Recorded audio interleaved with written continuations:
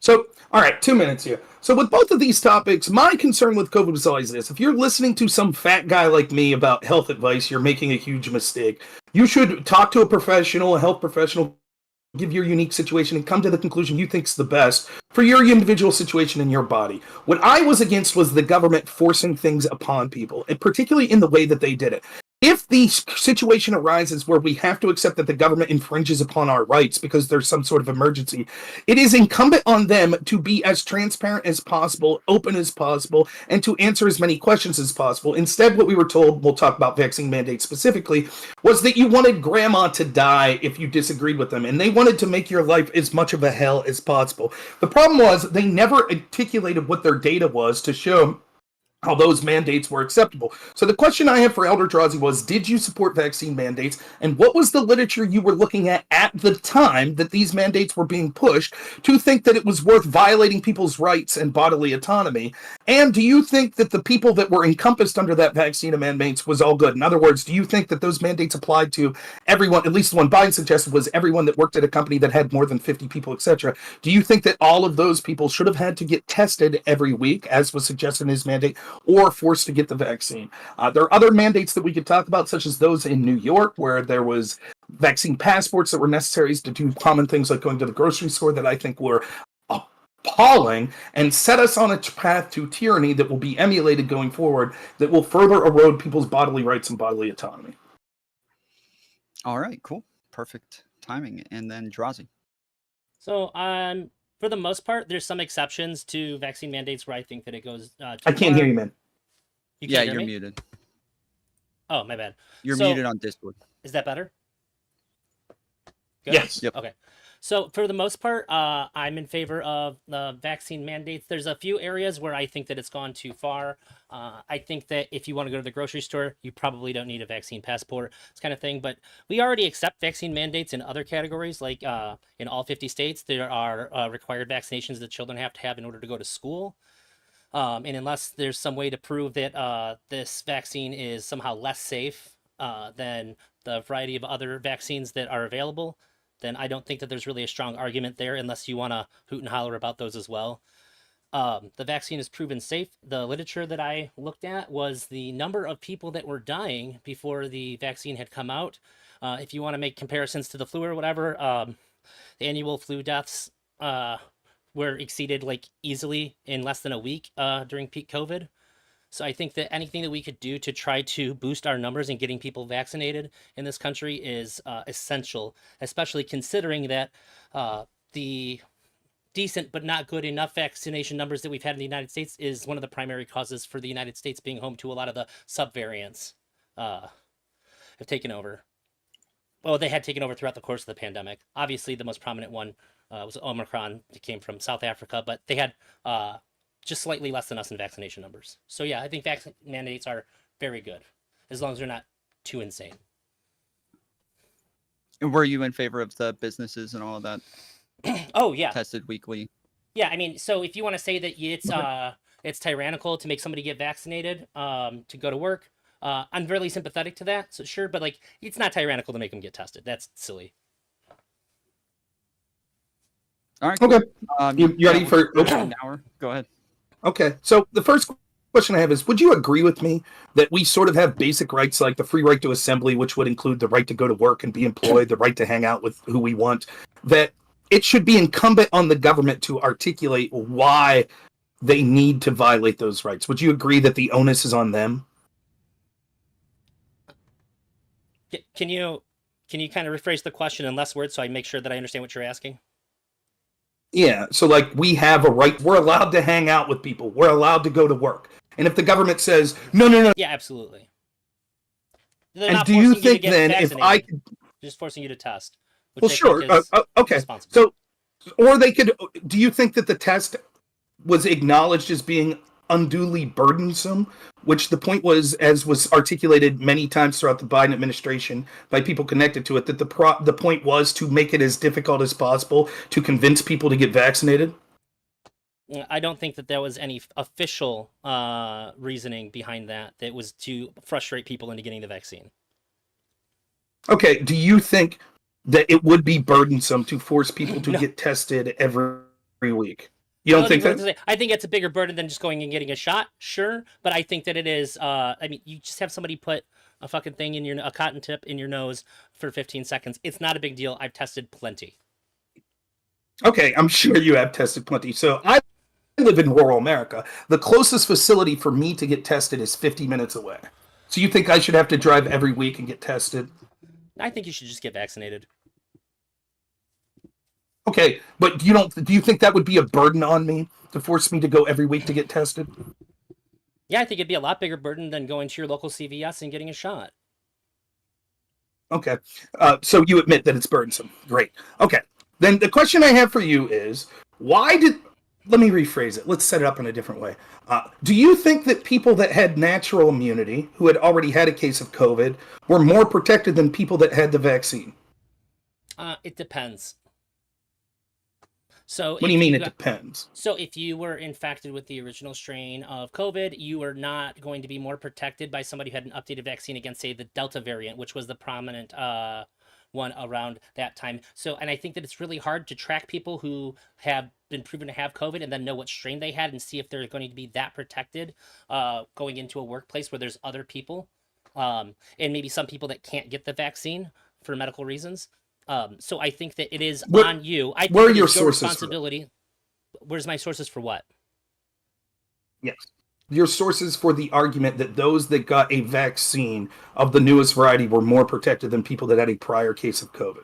Because almost all literature that I've looked at back during the mandate time and since then has showed that people with prior COVID infections were less likely to have severe cases of COVID and less likely to get COVID than those that even had updated vaccines.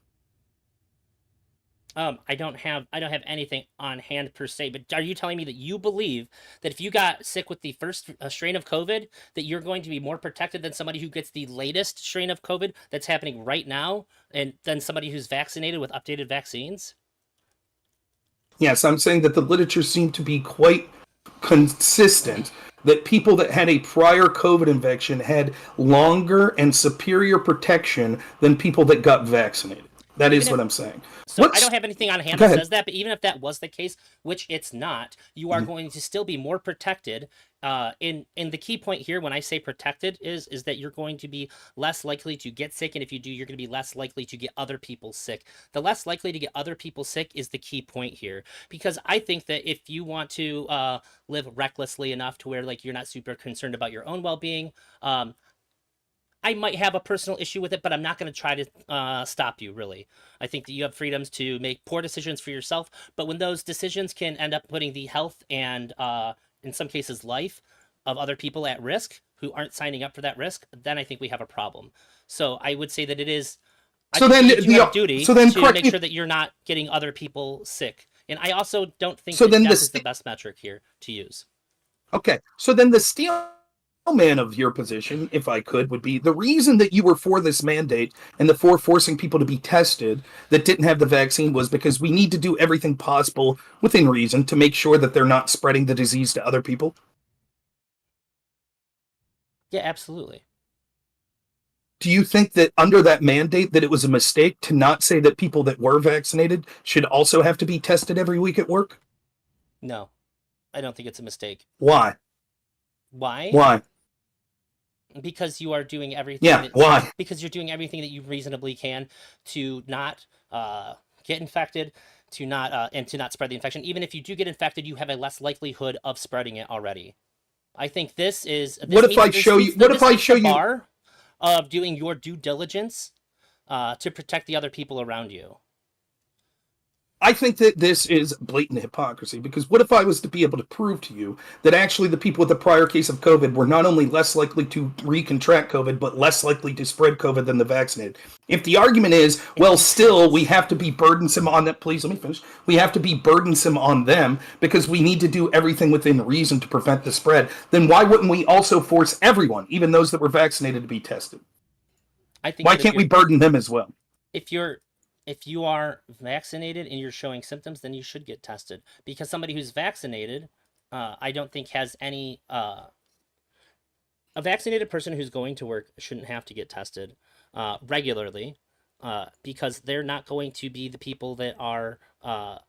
more more likely to have it. And I think that you're already doing That's what is not true. required. Okay. So I'm curious, how far out does this extend then? If you're saying that the people who are vaccinated should also have to get tested every week, then by this logic, when you just say that like everybody, vaccinated or not, they should all just stay home and nobody should ever go around anybody because this is going to be the maximum. No, that's not what I would say. I'm taking the position I was against the mandate. You're taking the position you were for it. And I have a that you're reasonable okay with the burden. expectation to prevent people from getting You do sick. not. And I think that vaccinating, requiring people to get vaccinated or tested is You do not. reasonable. I think that making people get vaccinated That's and not reasonable. tested is unreasonable. That's not, your position isn't reasonable. The reason that, right, unless you're being vindictive intentionally to people that chose not to get the vaccine, the best faith interpretation of what you're suggesting is that that everyone who isn't vaccinated should have to be tested every week. Let me ask you real quick here, if you don't mind answering. Even if they're not showing signs of COVID, correct? They should be tested regardless, correct? Yes, because people can carry COVID without having symptoms, even though that is Okay, more rare. so But if that you're those people- unvaccinated, those numbers go up. Okay, so you're admitting that it's a burden, right? But you say that we should do that for the public good because we want to do everything within reason to prevent the spread of COVID. Burden, but then I say, well, actually, please let me finish. So then what I say is actually what we could see is that people that had a prior case of COVID during the times of these mandates actually was less likely to contract COVID, less likely to have a serious case of COVID, and therefore less likely to spread it. So if the argument is if those people should have to be tested and they're less likely than the vaccinated to contract and spread COVID, then why shouldn't the vaccinated also have to be tested? And your response to that is, that would be unreasonable. No, you're skipping over the part that I contested, which is if you contracted COVID that is the same predominant strain of COVID, then sure, you know what? I'd be fine with that. I'd say you have, at the very least, comparable protection to somebody who's vaccinated.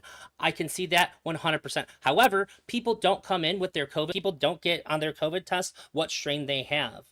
And if somebody got sick with a much earlier variant of COVID, they're not going to be very well protected against contracting and spreading COVID from future variants. The further away you are from that variant, if we were to look at studies, the less effective your natural immunity would be. Same as a vaccination. If we were to look, you who's claimed that you've read pretty much everything on COVID, right? For about the first year and a half. So you are unable to provide any of this. Okay, so you're unable to provide any specific studies now, which is fine, right? But let me ask you this. In theory, what are the sources that we should go to? Name me a source that you think would be good that collected, like an organization, whatever, that put out papers that collected data sort of looking at these statistics. Give me some organizations that you would trust.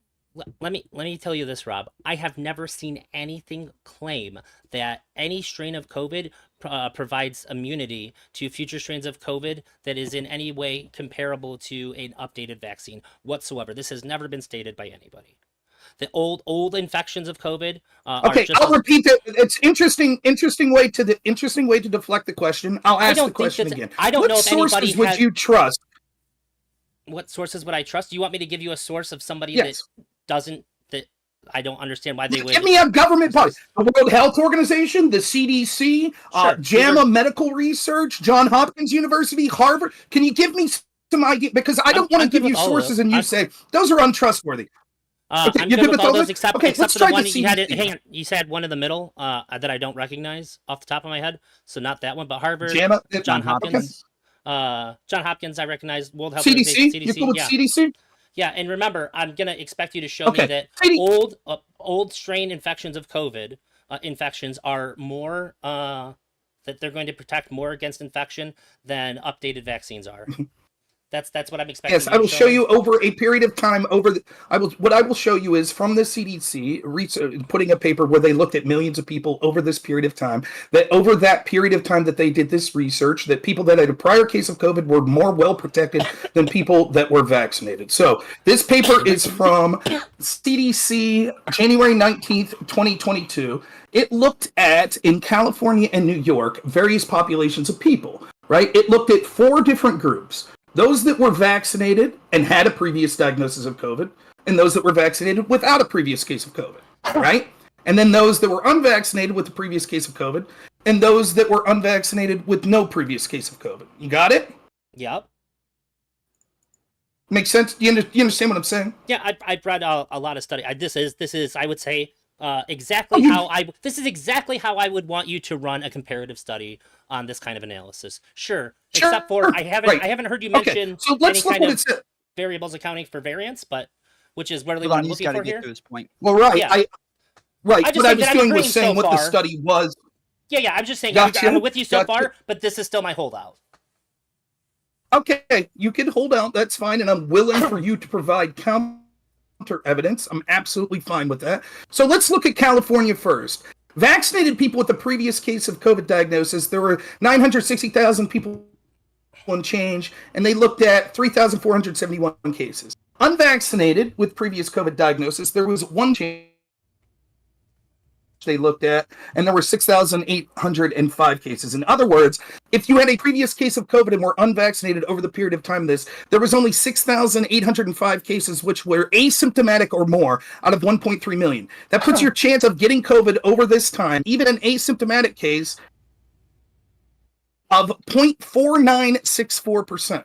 If you force those people to get vaccinated on top of that, that lowers from a 0.49% chance of getting even COVID to a 0.35. So the argument you're using to justify forcing these people with a previous infection to get vaccinated is a yes. This paper is. You want me to put it in the Discord? Yeah, that's I fine. could do that. Yeah. Put it in Tom's Discord. Is that all right? Yeah. Where do you want it in the Discord? Yeah, there's a VC text right VC above text. us. We'll throw that. You go to page 3. You can see. Oh, it's in our. You follow along with me. Oh, VC text. I see.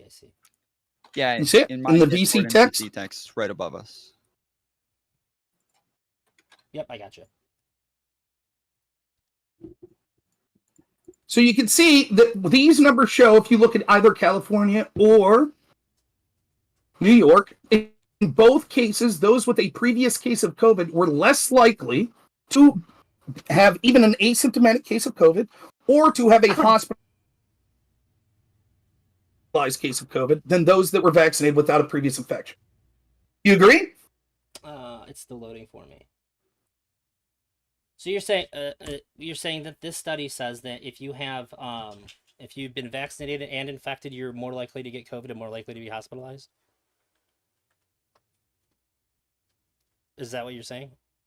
The first thing I'm saying is those with natural immunity, those with a previous case of COVID, were more protected over this study from the CDC that the time frame occurred during the time that Biden suggested his vaccine mandate. So the best available evidence that he would have had access to from his own CDC suggested those with natural immunity, those with a previous case of COVID, were less likely to contract and spread the disease than those that were vaccinated. So your argument and his argument that we should only force those were vaccinated shows that this wasn't about science, it was about vindictiveness. Well, first of all, I don't think that what you just said is true. That's a silly jump. But also, I don't see anything in here discussing what vaccines the people had gotten and what strain of COVID they were infected with. Which is what my holdout was. So it would have been the strain that was, the numbers were, these numbers went from May 30th to November 20th, 2021. So at that point, it would have looked at the people. It doesn't been the Delta variant. Wait. I'm looking right here. Let's see. Protected. Does it say when the people got infected? That their previous infection immunity to... It says that they looked cohort sizes and cohort specific incident laboratory confirmed COVID cases in California and New York and hospitalizations in California, May 30th through November 20th, 2021. I suppose if your argument is, well, maybe they were infected 2 years prior or something like that, it seems, I don't know what point you're trying to make. I think the best these studies are going to be able to do, because it would be near impossible to find the exact date of infection, would be to actually admit the date that they were recognizing this when the test came back as positive. So I don't understand why that would not be a preferred methodology. Hang on, it's all loaded up and I can read it now. What page were you on? The third page? You're just looking at the straight stats Sure. here? Page 3, there's a table at the top of page 3. Yep, I can see that. Let's see. Vaccinated, unvaccinated. Oh, this is comparing New York.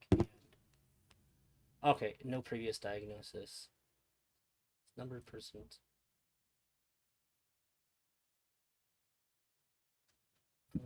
Previous vaccine. The vaccinated people that had a previous diagnosis did better, according to this. Did they? Yeah, they did do marginally better. That's true. Okay, that's what I said. Yeah, and you also didn't provide. No, the that's thing that not I had what a you said. holdout We for. were talking about. I said that if you're vaccinated and you So had a previous again, diagnosis of COVID, that you would do better. Yeah, I never contested It's that. not what you said. What we were discussing was two different groups: those that had a previous case of COVID and those that were vaccinated. And in those two cohorts, which group was more protected? And this data is quite striking that it is the people that had the previous case of COVID that are less likely to contract and less likely, therefore, to spread or less likely to have a serious case of COVID. So why should they be forced to be tested every week if they're more protected than the people that are vaccinated? Because we don't have the information of when they were infected. It's irrelevant. I said that somebody who's vaccinated and somebody who's previously infected can have comparable immunity, but we don't know what strain they were previously infected with. And if it's not the one that's relevant to infecting people at that time, then that's not going to be a good metric of how safe they are. This was my claim. This doesn't disprove that at all. So is it? So your argument would be, then you have to assume, because this study doesn't say, and this was around the time of, there was the original, like the Alpha variant, then the Delta variant, then we had the Omicron variant, right? So this is looking at things, you would agree that this period in 2021 would have been the Delta variant, correct? Yes? I think so, yeah. Okay, so given that, if not, this study doesn't say when if not Delta, Omicron, it's one of those two for sure. Okay, nonetheless, this paper doesn't specify when the previous case of infection was. So I think it would intuit that the best possible example is it wasn't looking specifically at were they previously infected with Alpha, Delta, or Omicron, correct? Yeah, that was my holdout for this study. Okay, so now we could assume that the previous cases of COVID could have been any one of those three, and still without just because your argument would make sense if it's like, well, those that had a previous Alpha infection would have been less protected than those that had the most recent vaccine. But no, this says that even taking that into account, if we're looking at Alpha, Delta, and Omicron in previous infection, as a whole, people that were previously infected are more protected than people that are vaccinated. Even though we are on our second or third variant. Still, then, going almost into January of 2022, people with natural immunity were more protected. My question to you, real quick, remains the same. Why then, if this is really about science and protecting people, shouldn't we have the group of people that are less protected, those that were vaccinated but didn't have a previous case of COVID, why shouldn't they have to be tested every week? I said that they are comparable, and if a person who is unvaccinated and who had contracted COVID, if it is of the relevant variant, that it is comparable to somebody who got an updated vaccine. I said that. And sure, if that was the case, that I would be fine with them not getting tested. At least for a period of time. But it seems odd that both you and... Okay, this is what I said the whole time. I didn't change what I said. The problem, but let me finish. The problem I have with you and the Biden administration is that's not the nuanced position you took. The position you took was you supported the mandate. And the mandate was a one-size-fits-all approach for everyone. It didn't say, oh, well, we've looked at the science, and it says that people that have had a previous case of COVID, that they're actually as protected, if not more, and therefore they don't fall into this group. No, that's not what occurred. And we know that this would have included millions upon millions of people at this time, that you admitted that this would have been odious and burdensome to force them to do these things.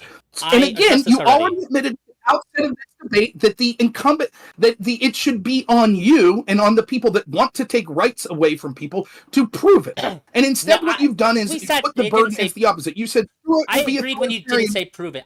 When you said prove it, you said to articulate why, and I agreed to that. I didn't agree to prove it. I agreed to articulate why. Okay, well, do you have it? Okay, so at the time you supported the vaccine mandates, and clearly Biden did, right? And this is the best available evidence we had at the time. And it shows quite clearly that people that had a previous case of COVID are more protected than the vaccinated. So Rob, why I shouldn't already they be addressed criticized this. for being unduly authoritarian? Because the people that had a prior case of COVID going into work do not have a way to show which variant that they had when they were previously infected. And so because we don't have that, yes, I am in favor of people either getting tested or getting the vaccine. If you could prove that you had the latest variant, if you want to say that this study said, paper.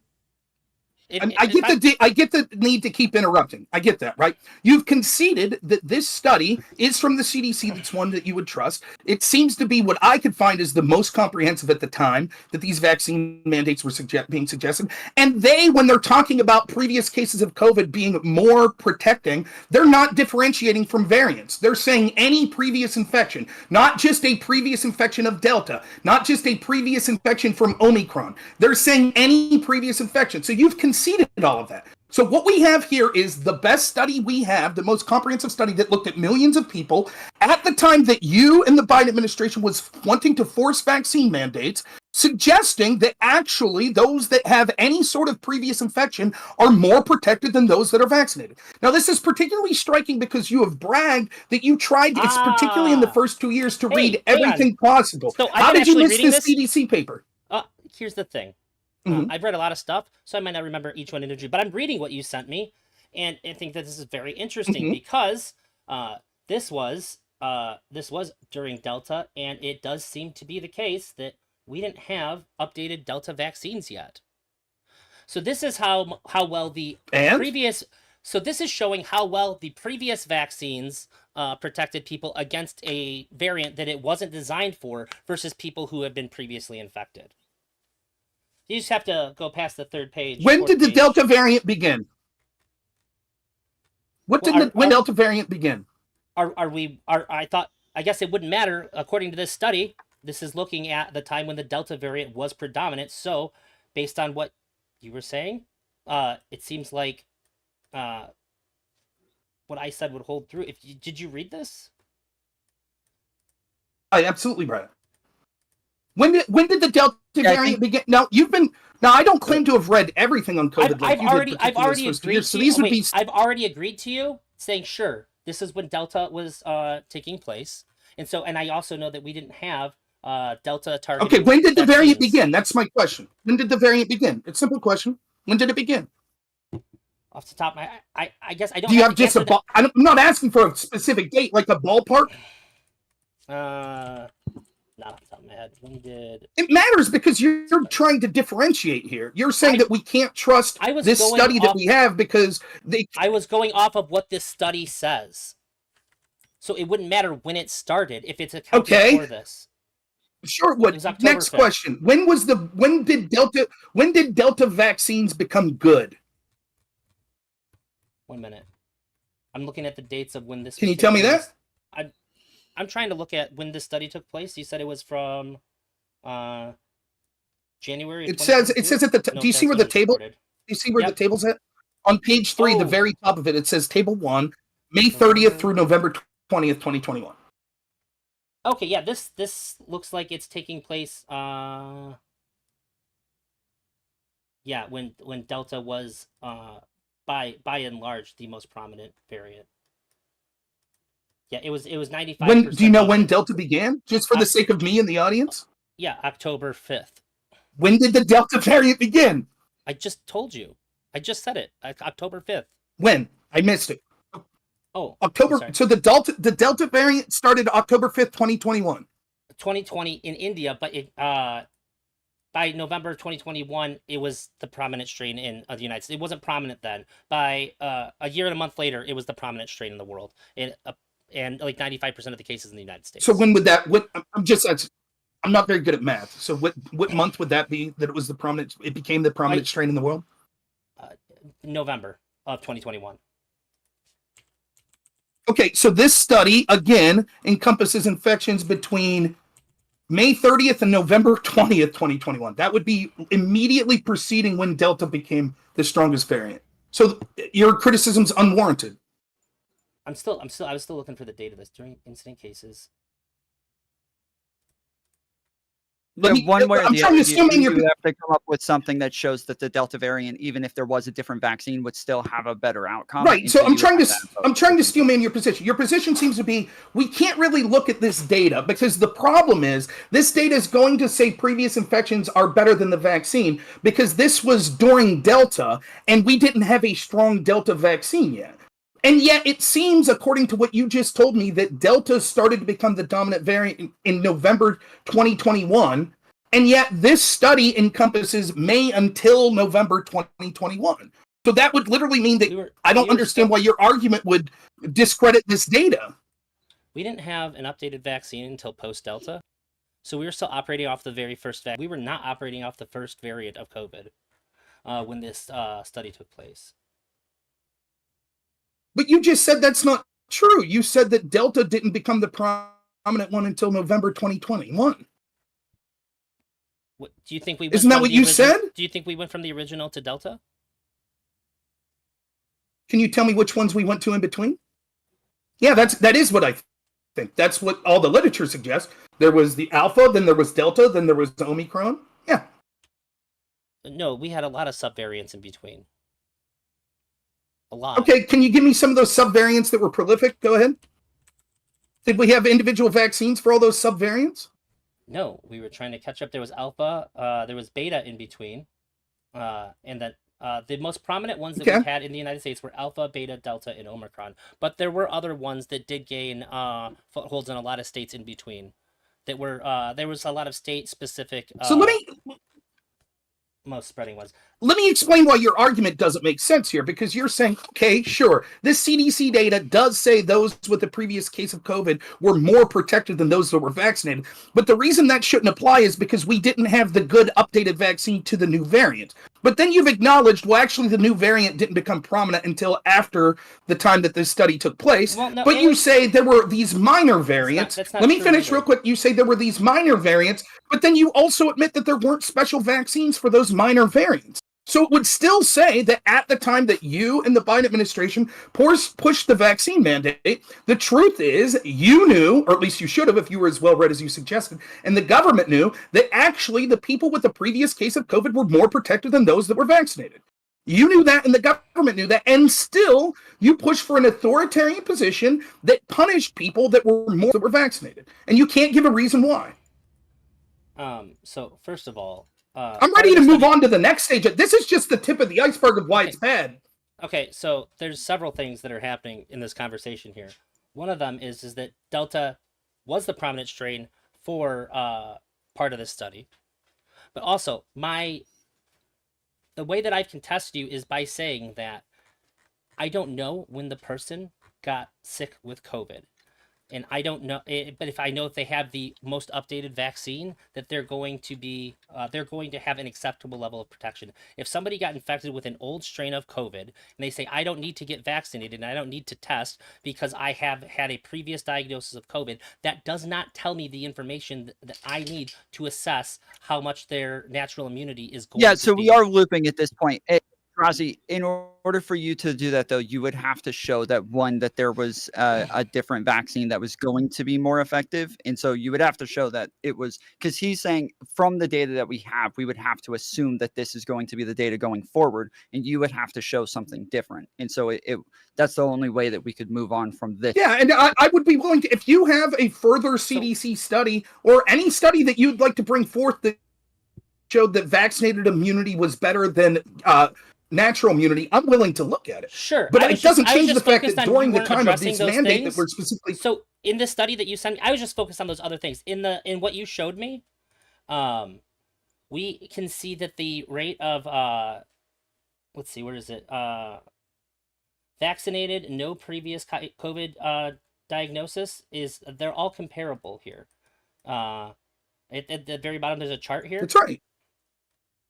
Yeah, and like I said too, it's comparable. If these people are all getting infected with the same ones, that's fine. Like I said, if you are being infected with, if your infection is going to be comparable to what it would be if you were vaccinated, which can be the case. I have not contested this. Yeah, but I don't Drazi, think they he's need to saying test that it. you supported the vaccine mandate, so you can have that position now. Because He's it saying can't that be- at the yeah, time you right. supported the mandate, and so he would want you to concede that you shouldn't have supported the mandate. If they could show that their infection was from a relevant if they could I show just their don't. infection I was think you're from that- looping. If I can move it forward, I think that I think Yeah, you're again, looping. that I would be on don't you to think. show that it wasn't.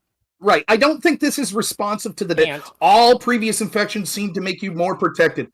Okay, so I would like to move forward if you don't mind. Okay. The second thing I would like You to can see say that this on study this doesn't data show that, specifically though? is Well, even real those quick, that Drazi, are you going to go get are you going to get numbers that would show that there's a different outcome from other vaccines, or do you want to move forward?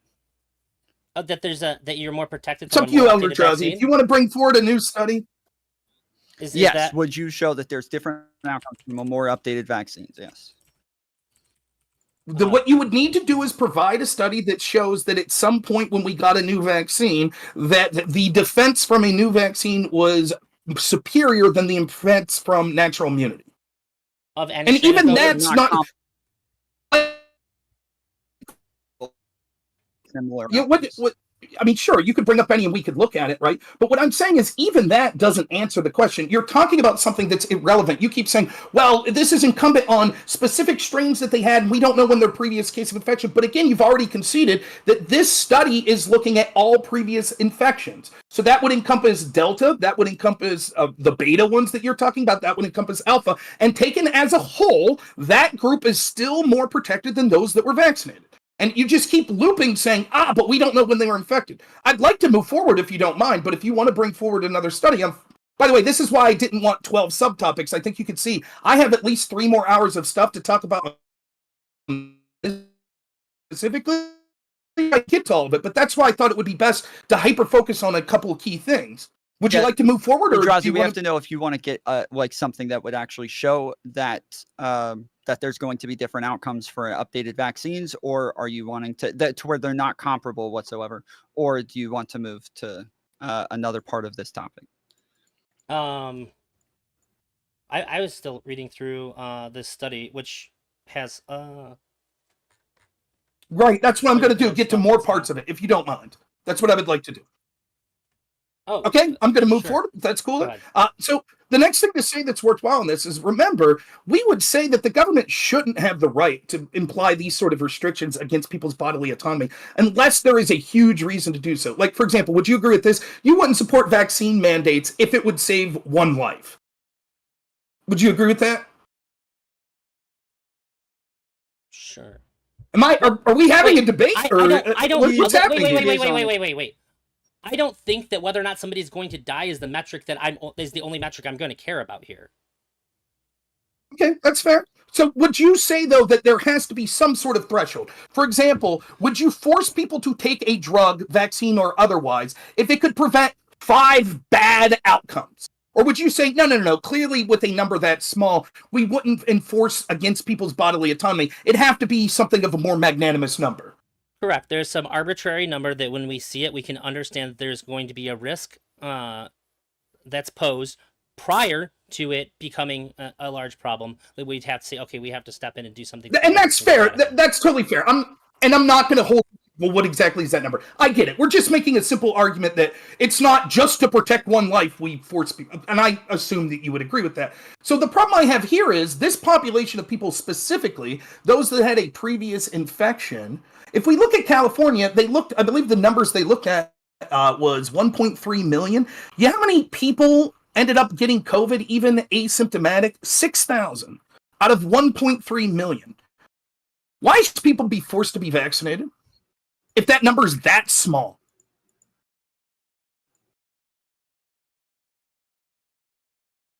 Wait. That's not just deaths. That's any infection. I'm sorry. Can you repeat the argument? I just want to make sure I'm understanding. Yes. You seem to make an argument that there has to be a certain threshold. It doesn't just imply death. I say you wanted to force people with a previous case of COVID to be vaccinated, right, or tested.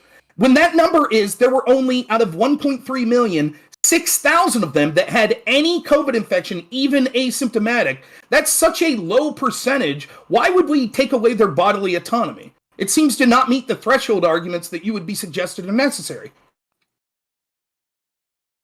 I do think that that's this is only the one subsect of people, but also one of the reasons those are the people. Those are the subsect. But the argument I'm making is that you supported a mandate that was. Okay, so let me put it this way. No. Why would I want? I'm going to answer your question, and you can correct me if I'm wrong. Why would I want people who have previous immunity from a previous have immunity from a previous infection to get vaccinated if they already have some? That's not the question. That's not the question.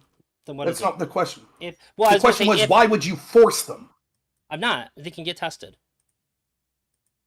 Okay, why would you take away their autonomy to force them to get vaccinated or force them to get tested when the number is so low? I don't think that we ever see requirements for vaccinations before this as stripping away somebody's autonomy. Are we stripping away the autonomy of parents by making them get their kids vaccinated before they go to school? Yes, forcing someone to take a drug would be stripping away of their autonomy. If you say, for example, we force a polio vaccine, I may disagree or agree, but it's definitely coercion. The question is the threshold for why we do that significant enough? Well, we could say, well, if they didn't, then polio would have infected 6,000 of them or something to that effect. What I'm saying is you had this threshold argument, which you've conceded that, of course, we wouldn't force people to take some sort of drug, particularly a new experimental drug, if there was a very low threshold of how many people were being affected. I'm not a math whiz, but 6,000 out of nearly 1.4 billion people, what's that percentage? Tom, are you good at math? You got a calculator in front of you? You're not good at math. Why wouldn't it be? Well, you just said 1.4 billion people. You're right, I'm not good at math. You tell me what that percentage is. I'm sorry? Based on the numbers you just said 1.4 billion. That's not what they did. Million with an M. It's the specific number, if you'd like, just so we don't accuse me. The specific number is 1,370,782 people that were unvaccinated but had a previous COVID infection. Of that, 6,805 had a COVID incident, which would include even asymptomatic infections. So what's 6,805? What percentage of that is of 1,370,782 people? Hang on a minute. Wait. That's when you're looking at... Wait a minute, what? I'm asking... Yeah, wait a minute, what? I'm trying to tell you. That number's in California. Okay. And if you look at other states, like they looked at when they looked at New York, that number goes up. That's not like a stable number that's going to apply across the board. Sure, let's look at New York. They looked at 500 in that same population, unvaccinated people with a previous COVID infection. They looked at 527,100. Please, let me finish. They looked at 527,140 people, and of those, 3,250 ended up with COVID. Again, a remarkably small percentage. Remarkably small. You're right. This study looked at 2 states and came up with almost identical numbers at both. Those with previous cases of COVID were more protected than those that were vaccinated, and their chances of getting COVID, even asymptomatic, was remarkably low. What is that percentage? Less than 1%? So, I'm curious, what do you think that the government should do about it then? Should they suggest that people get infected then to protect themselves? And so that we have people like having COVID parties so they can spread it to people. Well, then the thing that we would try to get people to do would be to get vaccinated to protect them. You can't encourage people to get sick in order so that they'd be protected. That's kind of a catch-22 there. The one thing that you can do to reduce that has nothing to do. The question doesn't identify what we're talking about specifically. We're talking about millions upon millions of people that already had a COVID infection. What should happen with those people? You say those people should be forced to be vaccinated or forced to be tested every week. I say that's absurd because those people are more protected than those that are vaccinated. And we haven't even got to the third part of this, was that forcing them to get vaccinated actually harmed them. This is before we even talk about the harm that could come with vaccine.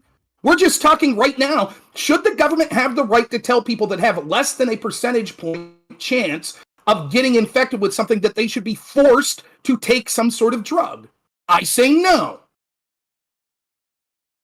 Would you like to move on to part 3? the outcomes for these people that are forced to take the vaccine on top of having a previous case? Would you like to move on to that? I would say that if you look at the number, I would say you see a stark decrease if people who were infected had gotten vaccinated, and we don't have any other recourse. So let's talk. What do you mean by that? So you're saying people that had a previous case of COVID, if they get a vaccine on top of that, that offers them superior protection? Yeah, based on the study you sent me and what I are absolutely. Okay, you want to get to the numbers? No problem. Totally willing to talk about it. You're technically right. Let's talk about the numbers. Mm-hmm. If we go back to the same group, the vaccinated with previous COVID are 968,167 people, and they looked at, there were 273 cases that required hospitalization.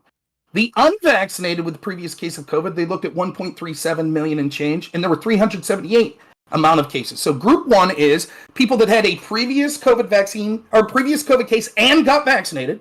How about and group two is people that didn't get vaccinated. But when you're using because raw numbers I don't here, have the percentages, I didn't do the percentages.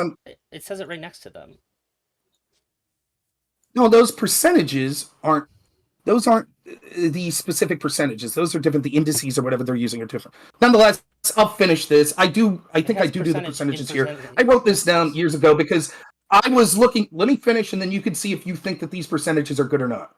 Yes, you read that right. Over 1.3 million people with a previous case of COVID in California, according to the CDC's own numbers. Only 378 people had to be hospitalized with COVID. And that's the group that we're going to force vaccines. What's even more astonishing, that this means that over the course of this study, those that weren't vaccinated and had a previous case had a 0.0276 chance of being hospitalized with COVID. And if you force those people to get vaccinated, guess what? The number, let me finish real quick.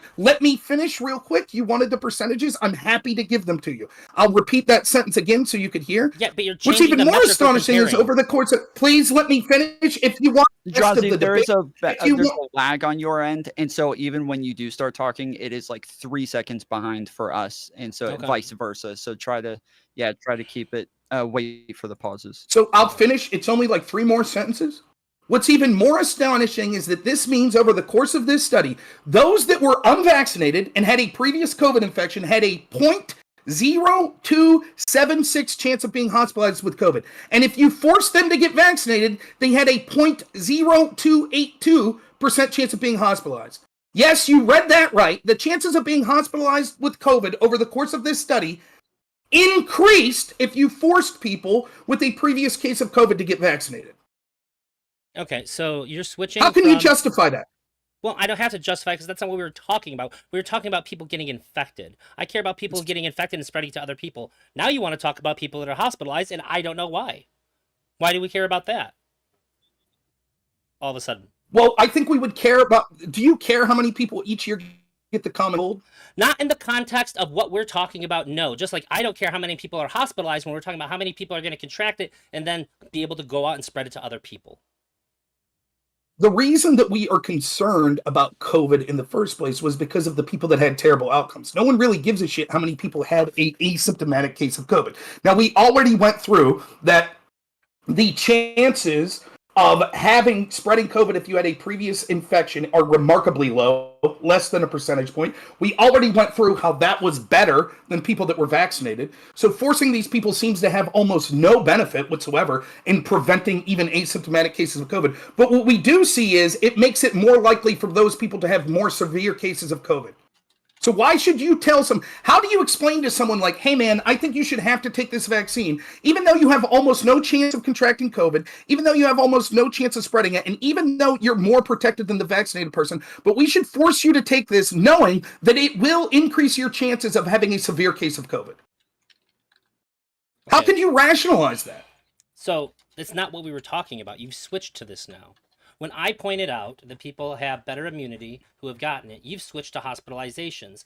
The entire time we've been talking about people getting infected. And as soon as I bring up a point that would suggest that having COVID and still getting a vaccine would be better, you want to switch to hospitalizations. If you want to talk about hospitalizations, we could talk about hospitalizations, but I'm not going to let you run away from this point to talk about hospitalizations. So if you want to rephrase we weren't running away from argument, a point. You have literally We're not running away from a point. You've literally stalled on every point that I brought up. Then if you could please address what every single one. So, for example, the first point I had was that people that had previous cases of COVID you could just were more... respond to the point that I made that you talked about hospitalizations instead of. I will respond to your points if you like. Your point that you're making now, you tell me if I'm wrong, I'll steel man your position, is that I, quote, ran away from your point of what we had been talking about previously and now ran away to hospitalizations. Is that your argument? Yeah, I'm asking you to address the fact that people that got vaccinated who had a previous case are significantly more protected. And do you think it would be incumbent on me in answering that to discuss why I'm not running away from the point and have already addressed that? Do you think that would be a legitimate way for me to respond? You could just, if you think you've already responded, then please just repeat your response and then we can move on if you've actually addressed it. Which is exactly what I was doing, and then you interrupted me and told me that I should have to respond when that was exactly what I was doing. So will you give me the courtesy of giving the response that you claim you want to hear? By all means. Okay, the point I made this threshold argument, which you conceded to, that said that we wouldn't say just for a small amount of outcomes that we would force something upon someone. And I made the point, which was uncontested, that these people have such a low chance of having any COVID incident, even asymptomatic, that it seems absurd when there's less than a percentage point of getting it over the course of this study that we would have forced this upon them, particularly when they were more protected than the people that had the vaccine. So now we've moved on to the point of, okay, since there's no offensive reason to make them get this because it's such a small, less than a percentage that would have some effect on, now we could look at offensive reasons to not get it. In other words, harm that would be caused to them. The first area of harm that I'm isolating is because you've already lost the argument that there's no real reason, no substantial reason to prevent COVID to force these people to get it, because the protection they get is so minuscule and the incidence that they have anyways is so minuscule that it wouldn't be worth it. Why would we force this upon them if it causes severe effects, such as a more severe case of COVID? Can you answer that? Yeah, well, one, I don't think that it's an insignificant amount when it looks like the rate's cut by like 33%. And also, this study doesn't account I don't for believe people that's that the had, case. This study says that it doesn't account for people that have updated vaccines or booster shots, additional or booster shots vaccine doses. Yeah, it doesn't. Again, so let's look. So some of these. So then we'll go back to this argument if you like, which I thought we moved on. So we'll go back to this argument if you like. So yeah, some of the people can have heavily waned immunity responses as well in this, which the study acknowledges. So we'll go back. So we'll go back, right, to the numbers. So first off, we've acknowledged that out of a population of 1.37 million that were looked at, there were only 6,800 cases of COVID. I believe someone in my chat suggested that that would be like 0.49%, something to that effect. Does that sound about right? Can you give me the numbers again? Well, so I don't have a calculator. If someone wants to put this in, we can get the percentage. Can you give me the numbers again? 1,370,782 of those 6,805 cases.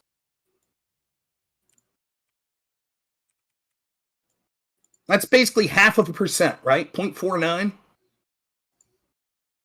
0.4964, correct? Let's see.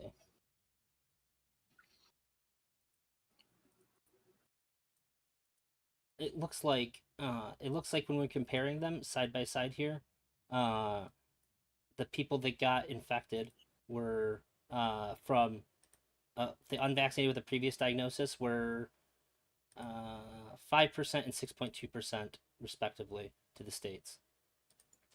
I think that is absolute horseshit. I think you've made some sort of mistake in your math. I'm reading it off the study. Again, so you're telling me that 6,805 people out of a population of 1.37 million and change is 6%? Ludicrous. Like, I'm not very good at math and can see that's a joke, right? That's what it says on here. Okay, well, the number I came up with was that's 0.4964%. That's less than 0.5%. I guess we'll leave it up to the audience and the moderator to determine whose math's correct in this. I think yours is obviously laughably incorrect. So the fact that we would force this on a population of people that it's only a 0.49% chance of even getting an asymptomatic case of COVID seems ludicrous. Doesn't seem to cross this threshold argument of when we would force something upon people. But let's say we do force them, which is what you want to suggest. You say, but that massively increases their protection. You have something to say? So, as far as people being hospitalized, the numbers are equal from vaccinated and previous COVID diagnosis here. Are you moving on to another subject now? You asked me to go back here, so I go back here, and now you're jumping forward to the topic you said I was running to? I was just reading the numbers off of what you were citing. I just read it off. Okay, so then I'll finish my point. So I'll finish my point. My point was that this is already a laughably low number of people that wouldn't meet the threshold to force away their bodily autonomy. But if we do, which you suggested, and we look at the percentage of people that had a previous case of COVID and were vaccinated, we can see that their chances of getting COVID was 0.3585. That's right. That means that by forcing this population of people that already had a laughably low 0.49% chance of getting any case of COVID, if you force them to take the vaccine, that does lower to 0.35. So that means without looking at any of the side effects, that you're saying, no, we should force these people into this action because it takes them from a laughably low, less than half a percentage point. Or get tested. Or test them, whatever. Okay. That's what it's worth. That's what you're talking about. That difference between 4.49 to 0.35. So you're saying, yep, that's worth it. Do you understand that when you go from 0.49 to 0.35, that this is actually a pretty steep change? It doesn't seem like that because these are small numbers. Well, as you scale up. How many people would that be? Well, do we want to scale that up to the rest of the United States? These percentages? Well, let's get... Sure. Okay. Scale away. Okay, so if we scale this... So I just want to be clear. You would be for forcing anyone for an infection disease that less than half a percentage of people could get. You would be for forcing them to get tested every week or to take an experimental drug. Even if it led to negative outcomes, increase their own negative outcomes. You would be for that. I just want to be clear, because it seemed previously you seemed to say, no, it has to meet some sort of threshold. So your threshold would be less than half a percentage point. Less than half a percentage point of the population of the United States is still 132,000 people. Okay, so you're saying that yes, any disease, no matter, you would force them to take some sort of drug, even if it only slightly increased the chances of them not getting that illness, and it gave them more significant individual effects. This is only comparing against people that already had gotten it. It's comparing people that had a previous case of COVID and weren't vaccinated to those that had a previous case of COVID and were vaccinated. If somebody had a relevant case of COVID, then I would be fine with them going to work the same as vaccinated people. But since we don't have a metric to do that... Okay, so that's not true. This metric gives that metric, which is people that had a previous documented case. And you want to go to work and they go, hey, have you been vaccinated? You go, no, I was sick with COVID for... Okay, can you give me the paperwork to show which variant that you had so that we know that you have up-to-date immunity then? Why does the variant matter? Again, this study is very clear, as you've already conceded, that it's not just like... We're looping. We keep going back to the same points. And again, the question I have for you is, you didn't have this caveat at the beginning, and you can't claim ignorance because you claimed that you, for at least 2 years, tried to read everything. This is a CDC paper. This isn't some obscure... This is one of the biggest papers that came out. How were you unaware of this information? It seemed like your impulse was just to be authoritarian. And now you're hedging and backtracking. I don't think that it's authoritarian to require people to get vaccinated or tested. You keep on trying to hammer down that I said, yeah, you must get vaccinated, or get tested. You're being coercive to people if you're forcing them to get tested every week or lose their job. That is authoritarian. Now, you ready to move on to the next part that you said that I was jumping to? Did I sufficiently handle this part for you? All right, next part. you concede that these numbers show that although you have a very small chance if you had a previous infection of being hospitalized, 0.0276, that actually increases to 0.0282 of being hospitalized once you're vaccinated. So there is an increase in your chance to be hospitalized if you've had a previous case of COVID and you get vaccinated, according to this study. Why should we force that upon them?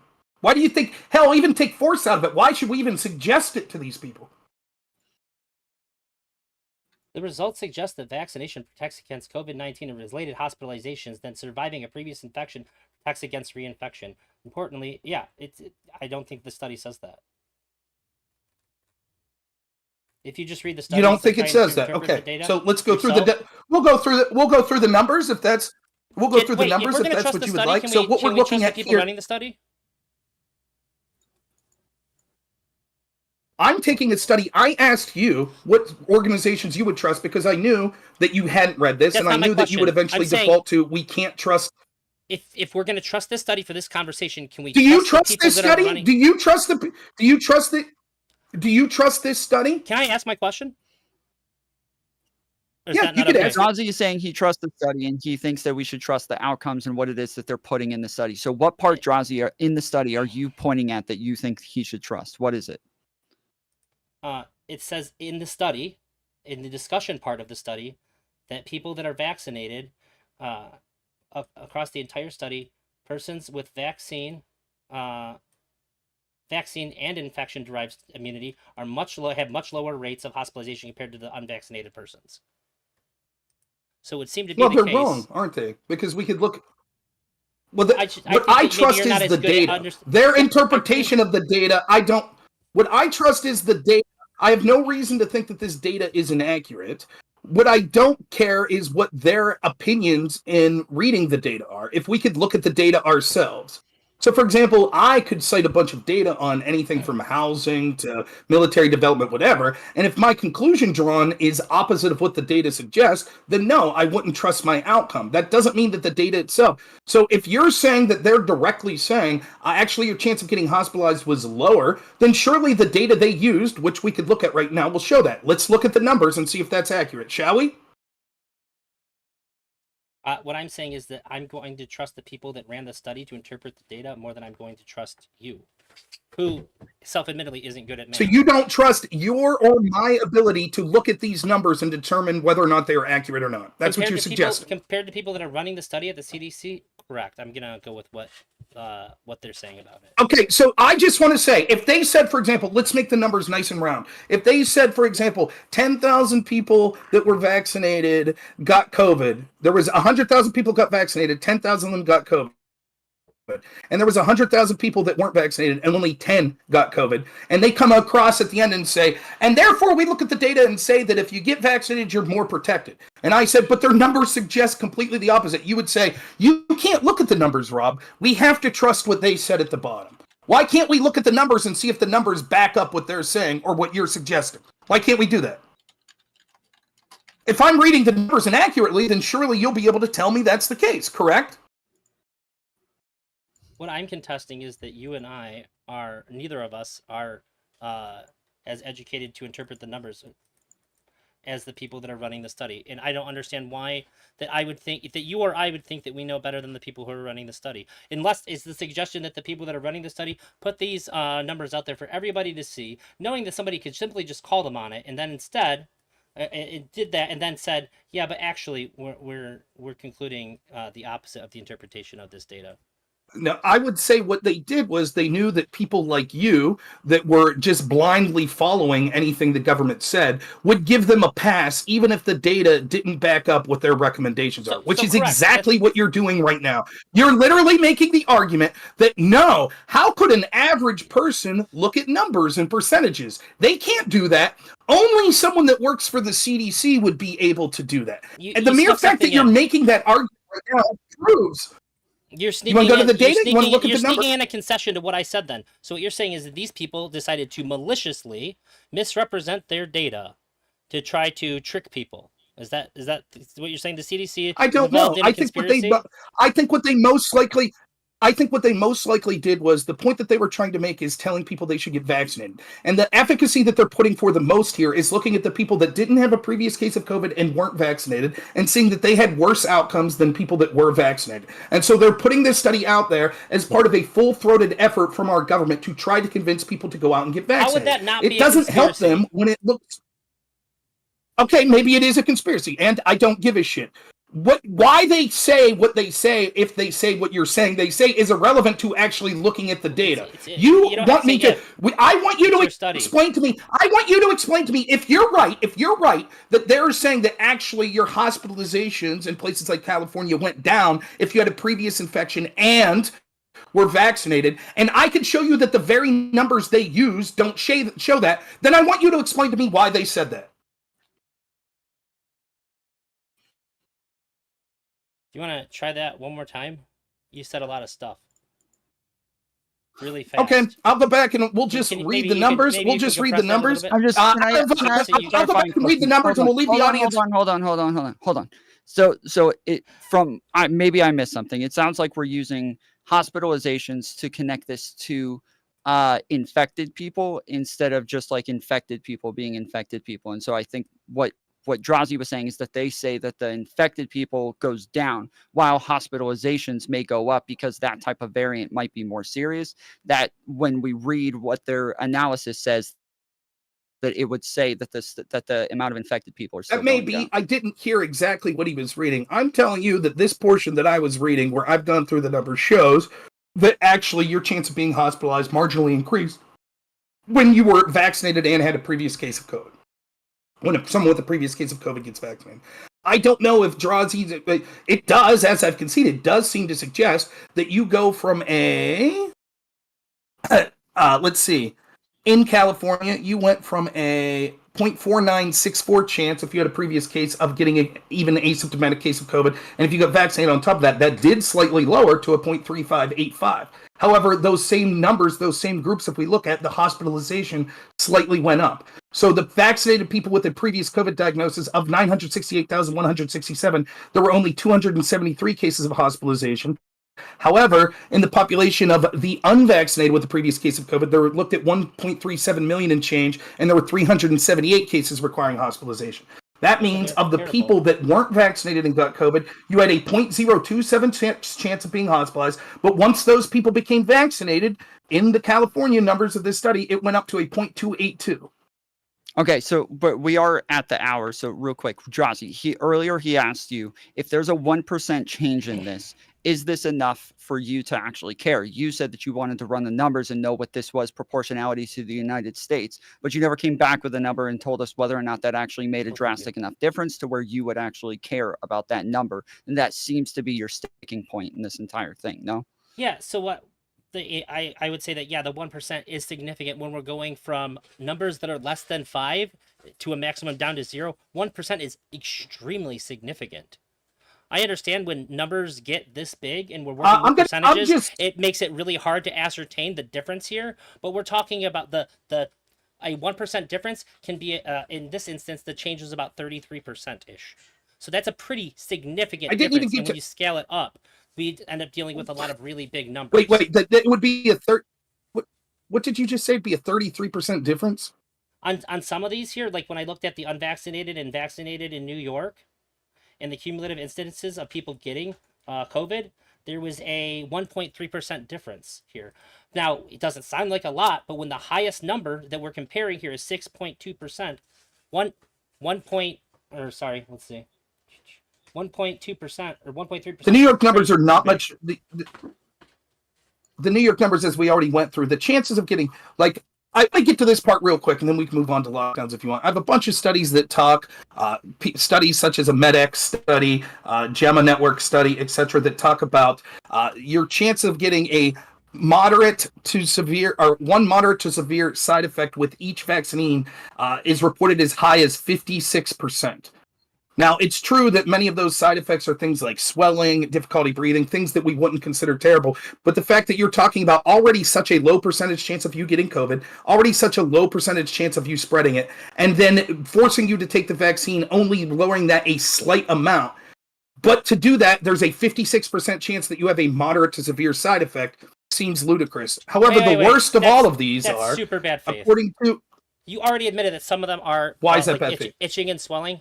When I got my COVID shot, I have an itchy arm still.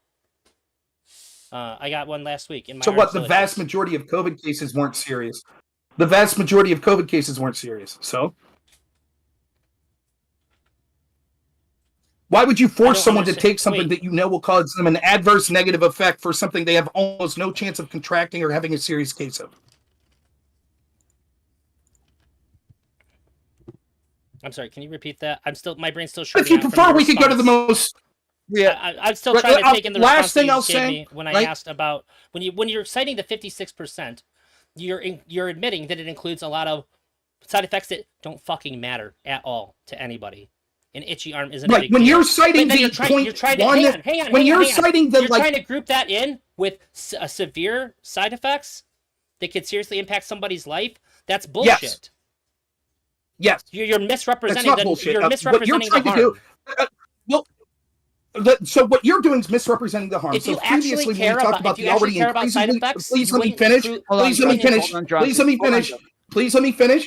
Please let me finish. So what you're doing is actually misrepresenting the COVID numbers, because what you're doing is saying the already less than half a percentage point of getting COVID, which of the vast majority of those weren't serious cases, many of them were asymptomatic. But if you could lower that 0.13%, you're like, well, if we take that out to the population of the country, that's a huge amount of number. Yes, and a huge amount of number is that less than like 3% of those cases would be significant. So in that sense that, yes, if you're like, of the side effects, the moderate to severe side effects, the vast majority of them, say 80% of them, aren't things that are that long lasting. Doesn't matter, there's still adverse side effects, and the vast majority, say 80% if not more of COVID cases, were also things that weren't that severe. So it works in both ways. But if you prefer, we can talk about the most severe reactions, such as anaphylactic shock. Would you agree that that's life-changing? That that's something that we should look at?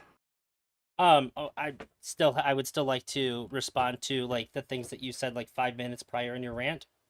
You're trying to move past what I said without addressing it. So, you're misrepresenting the harm. And if you want to tell me that I'm misrepresenting anything else, fine. But how about you respond to what I'm saying first? If you're trying to misrepresent the harm, I just did. Vaccine. I said that I... Oh, can I finish? Mm-hmm. Thank you. You're misrepresenting the harm that can come from vaccines by looping in with this figure, like itchy arm or some redness or swelling, in that if you actually think that the vaccines are harmful, how about you look at the actual numbers of people that have severe side effects, instead of grouping them in with people that have... Just real quick. We're at an hour and 10 minutes. So in order to go through this, we would have to not just look at... I'll answer this. I'll do it in 2 minutes. I just want to clarify. We would have to not just go through what's severe, but also compare that to the severe outcomes of the having COVID in each one of those numbers. And if you guys want to go into that, we can, but I just want to make sure like that's... I'll finish this real quick. It is monstrous to suggest that we shouldn't look at adverse effects because they're not that severe when your population is already so low. He's blowing up this population that had a previous case infection. You had almost zero.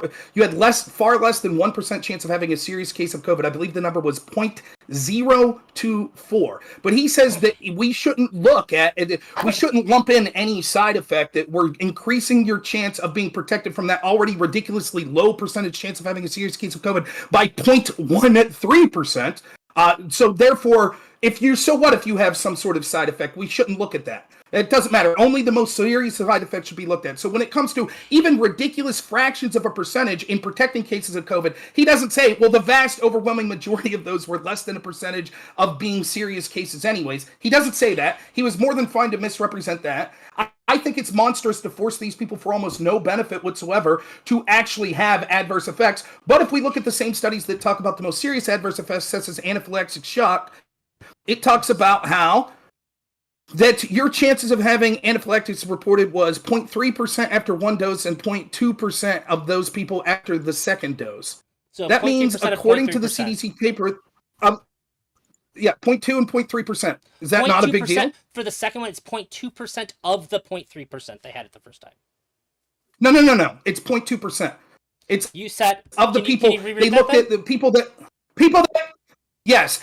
Allergic reaction or anaphylaxis was reported in 26 out of 8,680 participants, 0.3%, after one dose of the BNT162B2 or MRA1273, and 27 of 11,140 participants, or 0.2%, after two doses of the BNT162B2 or mRNA1273, or one dose of the JNJ78436735. Got it? So that means that they analyzed people that were going in for their first. They had a population of people, 8,650 people that were going in for their first vaccine. Of those, 0.3% had anaphylactic shock. Then the second time, they looked at people that were going in for their second vaccine. There were 11,000 of them. 0.2 of them had anaphylactic shock. Did Both of those numbers are comparable, if not, again, I'll finish this point. According to this CDC paper that we already looked at, those with a previous infection had a 0.0276 chance of being hospitalized with COVID. But this report suggests that if they get the vaccine, they have a 0.3% chance of having anaphylactics. That means the risk is 10 times worse that you have a severe allergic reaction from the vaccine than you'll be hospitalized with COVID if you have a previous infection. 10 times worse. It didn't say if they died, and? Okay. Why does that matter? You said you don't give a shit about just death. You don't think that severe allergic reaction to the shot? We've moved on to, we're talking about hospitalizations, and I'm assuming that includes death. No, yeah. I don't know. It just says hospitalization. All right, if we want to talk about risks of COVID versus risks of the vaccines, how about the fact that of all the people that went into the ICU and then some portion of those people died, only like less than 6% of the people that ended up in the ICU had two COVID shots. I notice that you're deflecting to something that we haven't even remotely talked about. I'm talking about harm. What you're talking about is whether or not the shot versus the harm. No. What you're doing is COVID. So what you're doing. It's clever what you're trying to do. You're trying to say but if we look at the general population of people that weren't vaccinated or had a previous case of COVID versus those that are vaccinated, we can see that those that are vaccinated, according to this data, had better outcomes, and very few of them died when they were in ICU. I'm talking about a very specific. We've been talking about two groups here very specifically the whole time. People that had previous COVID. People that had previous cases of COVID, right, that weren't vaccinated, and then what happens once they get vaccinated. And what you have conceded and are trying to move on for those people had almost no risk of a serious case of COVID, which would be one that would require hospitalization. But they had a 10 times greater chance of having anaphylaxis if they were vaccinated. And you have nothing to say to that. Yeah, I don't think it's as big of a deal as ending up in the hospital with in the ICU. Especially when you're in a pharmacy when somebody can take care of you if you're experiencing anaphylaxis. Your chances of ending up in the hospital. Do you think that if you get anaphylaxis, there's a good chance you end up in the hospital? Not if you're at the pharmacy where you're getting the shot and staying for 15 minutes to wait to see if it happens like you're supposed to. So I just want to be clear. According to you, you think it's worth forcing people to take a vaccine that have a 0.027% chance of being hospitalized with COVID, even though that vaccine will be 10 times more likely than that number to give them anaphylactic shock. You would say, yes, that's a decision you're willing to make. When you're saying it like that, you're saying it as though these people are not in a position to be immediately treated and be fine for anaphylaxis, which they are. I rest my case. We can move on to the next stop if you want. Do you guys want to do closing statements on these real quick? Sure. Yeah, okay. It was... I could go first or second. It doesn't matter. However you want to do it, Drazi. Yeah, so Drazi, if you want to go first on this one, and then he'll go second. Closing statements? Yeah. Okay. On this section, then we're going to move to... Yeah, I understand. So I'm still for making people get vaccine. I'm still in favor. I think it was the right decision to try to make people get vaccines or get tested. I don't think that getting tested is a very big burden, as Rob likes to point out. If it was the case, then I don't see why he's not hooting and hollering about other vaccine mandates that we do have against children, no less, which should be even more egregious if it's an egregious thing.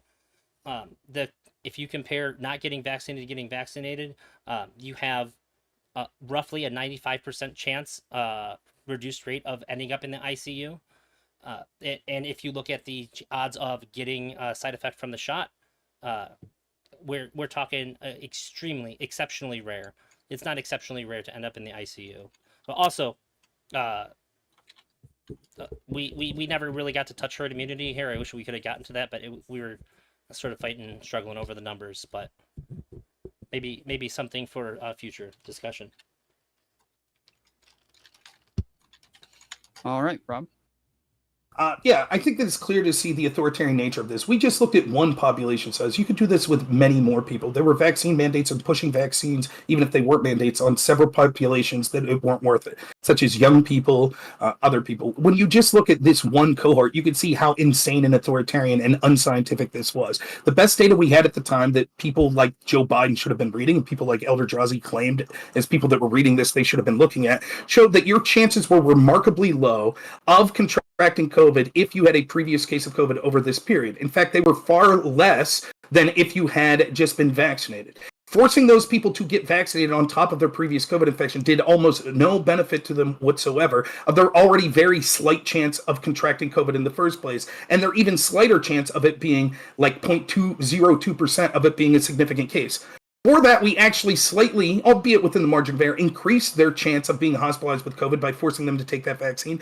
And we gave them a 56% chance of any sort of severe to moderate or moderate to severe side effect from the vaccine. Not to mention, just looking at one of the most severes of anaphylaxis, we saw that there was a 10 times greater chance of them having an anaphylactic side effect than there would have been them being hospitalized in the first place. None of this data matters. He just wants to say, like, no, I stand by it. And this is the problem with the authoritarians with both the vaccine mandates and the lockdowns. It was a one-size-fits-all approach that wasn't scientific at all. It had no backing to it. It was based on a vaccine that they didn't know what the significant side effects would be, and there are many, and they are grotesque. But when you break down just how monstrous it was to force these people or attempt to force them or shame them into getting vaccines that predictably would have caused them more harm than did them good, you can see just how evil and disastrous this policy was. The last thing I'll say about this is, again, I remind everyone, Elder Drazi claimed that he read all this stuff. This isn't my forte topic. This isn't something that I claim to be an expert on like Elder Drazi. Somehow it seems like he is ill-prepared when it comes to the data, particularly from organizations like the CDC. It seems like he has no interest on. The last thing I'll say is, it is absurd that you just heard this man say that he would have no problem forcing people to get this vaccine, even if it meant that it was 10 times more likely that they would have anaphylactic shock because, hey, they're at the pharmacy and it could be treated. That sort of monstrous opinion and authoritarianism shows just how disastrous these sorts of policies were. Okay, Drazi, you know your camera went off, right? Yeah, I turned it off for a minute because my wife brought some food and I just ate something real quick. I think it's rude to eat on camera. That's cool. Okay, no problem. Make sure. All right. So we're gonna go to lockdowns, and we'll do the same thing for. If Drazi would like, I will throw this bone. Since I talked about what I wanted for the first hour, he could take the conversation anywhere he would like. Ooh. Yeah, I certainly think there's more interesting things than lockdowns. I'll keep it to what I had originally said. So we're gonna do lockdowns. I think he wants to change that up. That's fine by me. I was just checking. I was just checking what I originally had proposed to him to make sure that I'm not. I don't want to throw a curveball. That would seem shitty and unfair. I don't give a shit at all. It's perfectly fine. Curveball. Yeah, I'm not going to complain about it. What is the topic? I like I said, I'm just looking at the list of things that I proposed to him, so that way I'm not throwing a curveball at him. Yeah, I'm interested in. Just jump in, man. Let's go. Whatever you want. Okay. I think that response to COVID, insofar as deliberately delaying the rollout of testing, delaying any kind of moves such as a lockdown, and deliberately downplaying the virus as it came to America, did more harm than anything Joe Biden could have done. But okay, so you were breaking up a little bit. Go ahead. But it's Trump's response. Okay, so you're going to do your opening. Trump's response to COVID, insofar as downplaying the virus when it came to the United States, deliberately delaying the rollout of usable tests, and just those two. That's fine. I think that those are both more dangerous than anything that Biden had done in regards to the the Okay, coronavirus. so yeah, go ahead pandemic. and start with your opening statements. You got 2 minutes. Is that it? Is that your opening statement, or did you want to give an opening statement Do on I- those? That was my topic. Do I go first for opening statement or no? Yes, I'm saying go ahead with your 2-minute opening statement. Go ahead. Oh, okay. When the coronavirus first came to the United States, we had several weeks went by before there was any kind of alarm sounded by the White House. Trump deliberately, on purpose, downplayed how bad it was, how much that it was spreading, withheld information from the public, continued to reassure everybody, saying everything is totally under control. When we had COVID spread to 6 states, he still kept the same rhetoric. We had tests that were available. All that was needed was an executive order to allow us to use them because they didn't include an extra thing that it didn't need to test for to test if somebody had COVID. That was why we couldn't use it, because there was a certain regulation that had that stipulation there. Trump's administration was aware of it, and they decided not to push it through. This would have caused no additional harm. It would have just allowed us to test for COVID, and they decided that we're not going to do this. This prevented us from being able to do any kind of tracking of the virus, and instead, the only resort that we had after that was lockdowns, which I agree could have been avoided if we would have taken it seriously to begin with. And because of that response, we were the worst nation in the world for COVID many times over. And I don't think that anything that Biden could have done could have possibly been worse than what Trump had done for the United States for this pandemic. Okay. Thank yeah, you. And then Rob, 2 minutes.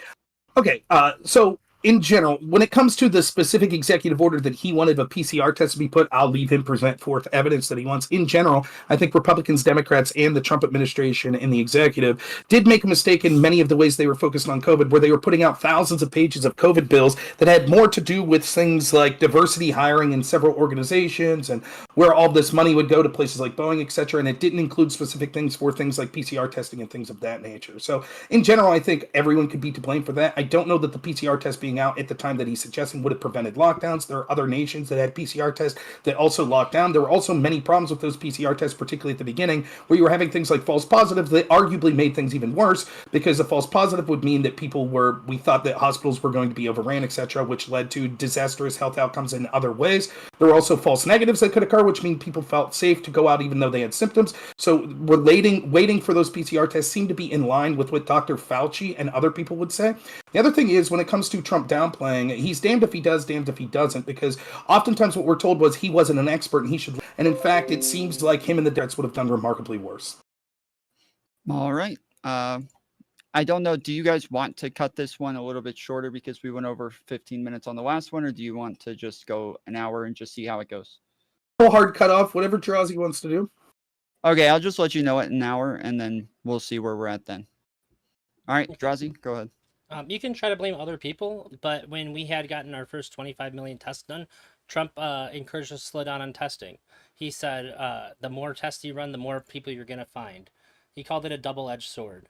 I think this is the kind of rhetoric that he used throughout the first part of the pandemic, which was pretty consistently about how COVID would make him look. What do you think about that?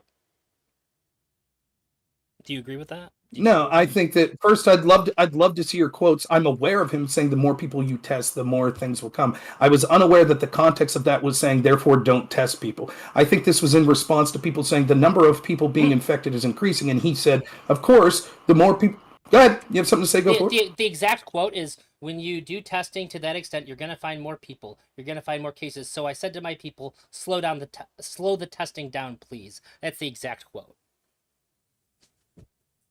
In that context, then, if he said slow the testing down, I would love to see that quote, the full context of that quote. So if you could link it in the text, I'll be happy to read it. But let's say, for the sake of argument, while you're presenting that evidence to me, what's that? Do you have a source that you're comfortable with? What was that? What kind of sources are you comfortable with? You're reading it from somewhere. Send it. Well, it's on. You're reading it. What are you reading it from? Is Reuters okay? Okay, then I'll say I'm comfortable. I'm comfortable with Tucker Carlson. So show me Tucker Carlson saying that he said that. Go ahead. Is Tucker Carlson the only source you're okay with? Yes, Tucker Carlson. Yep, that's the source I'll take. Go ahead. Okay, well then I don't. Oh, you don't have it? Okay, I guess that argument's moot. Okay, well, it's good to know that you're That, only that willing that's to believe great. Tucker When I Carlson. ask you, so I get the smug. I get I was some. just trying to make Allow sure me that I to give you a retort. I source that get you the were guy. going to accept. I didn't know that your sources were so narrow that you only trust what Tucker Carlson has to say. It's very interesting. Seems very good faith of you, Rob.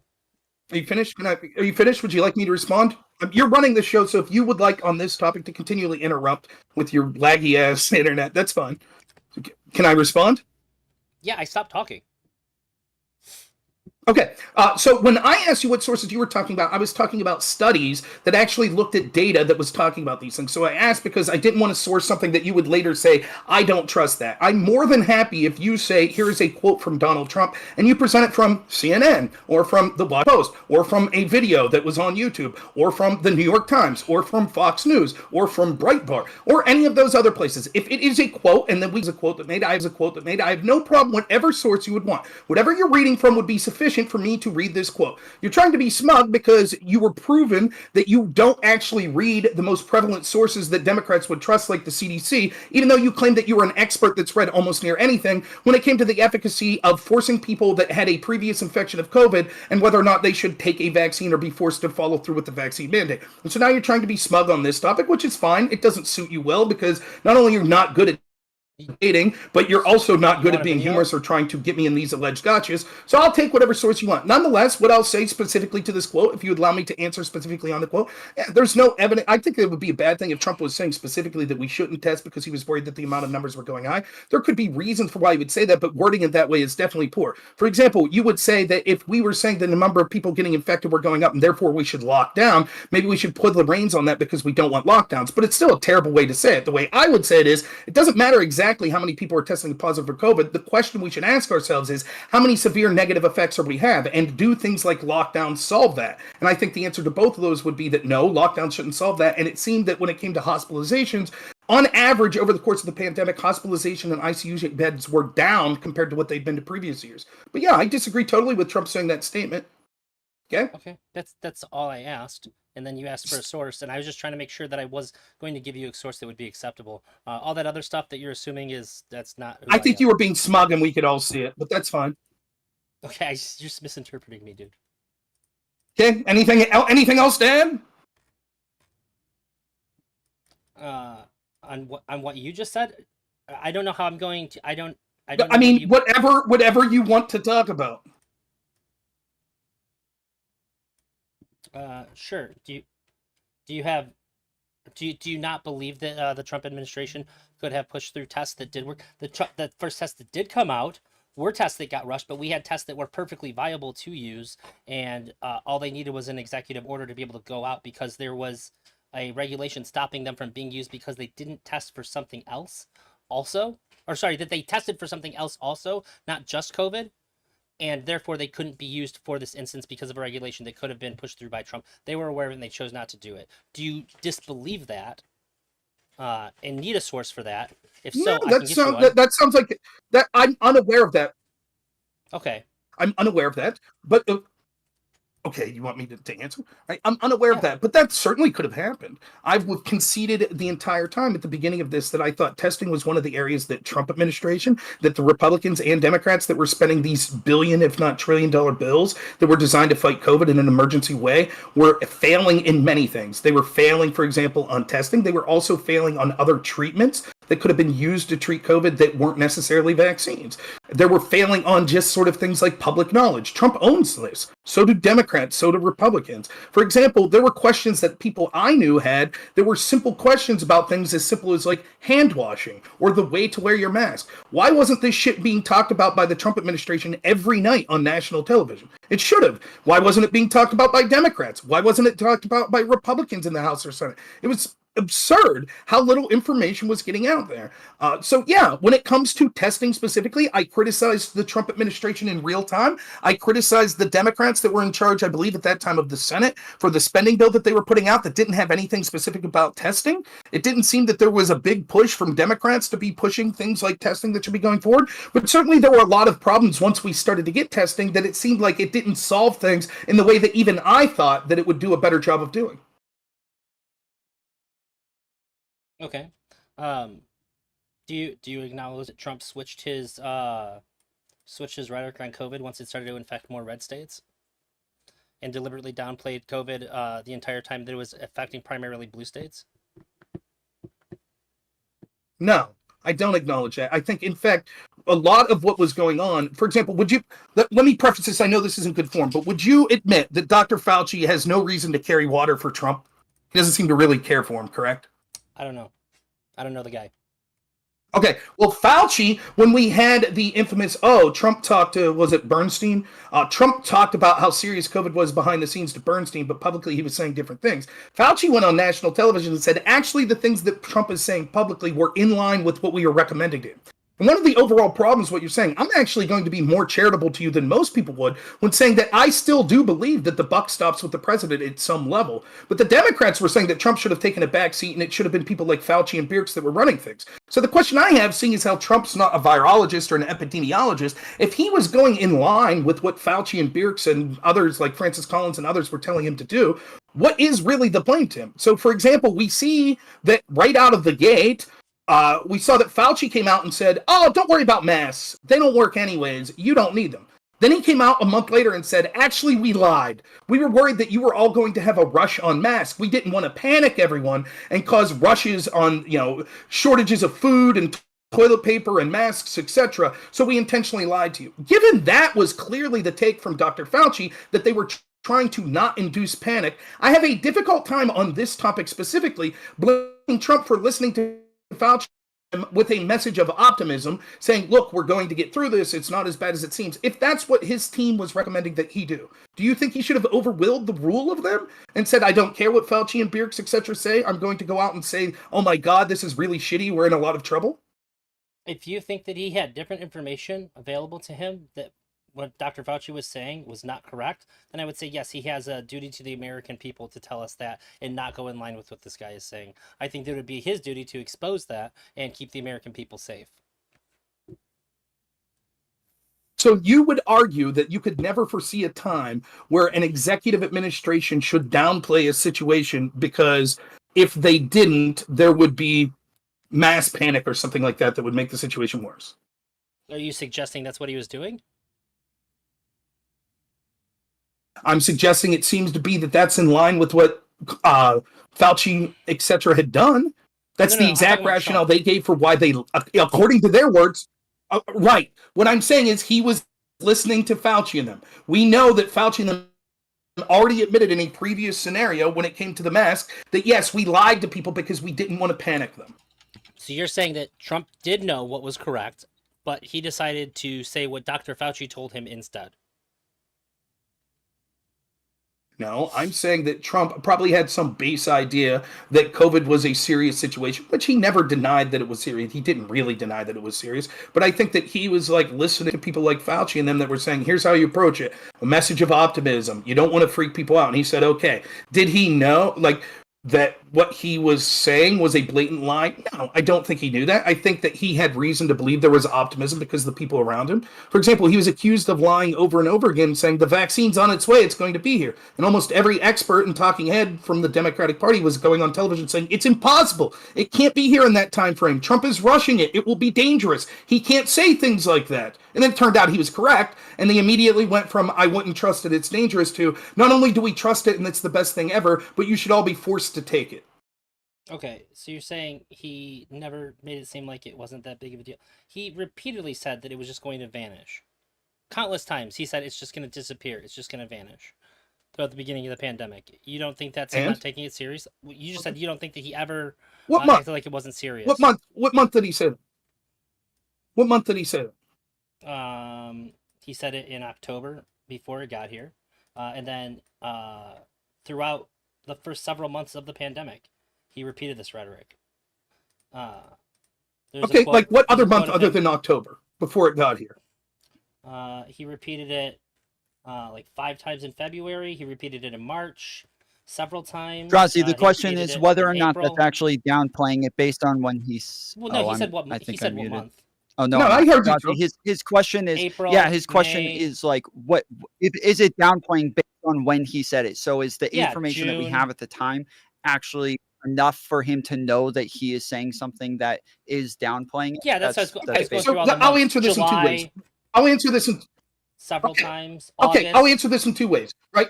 I'll answer this in I'll answer this in two ways, right? One, yes, when he was saying things in October, February, etc., remember the person that he's supposed to be listening to, Dr. Fauci, was saying it's no big deal. Actually, the flu will be worse. But you say that he said, and I'm quoting now, several times in August, this is nothing to worry about. It will just vanish on its own. Can you show me those quotes?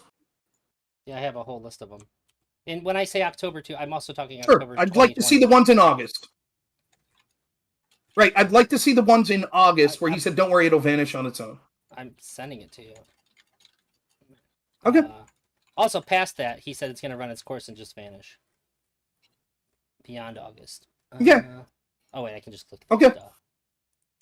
BC text? Yeah. There you go.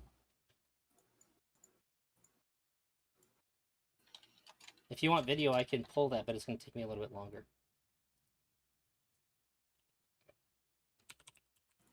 If there's a video, it'd probably be best if I shared it so that you don't crap out. It's not, I don't have low internet speed. I just saying, have, so here's saying, so I'll read some of these. What I'll do is, from your CNN article, you said, I'll read some of them. Now, granted, it doesn't have the full context. It's just one sentence. And we do know that sometimes the context around things can change. But this is the information we have around. So I'll read the specific quotes, some of these, as opposed to just saying, yeah, he said this all the time. So here's things he said. I don't think people are panicking. This is in March 6, 2020. I don't think people are panicking. I said last night, we did an interview on Fox, at Town Hall. I think it was very good. And I said, calm down. You have to be calm. It'll go away. That was in March. Let's go a little further. Let's see. April 3rd, he says it's going to go away. It'll go away. Let's see here. You said, let's skip to a little later. You said July. I also shared video of him. And I think we're going to be very good with the coronavirus. I think that at some point it's just going to.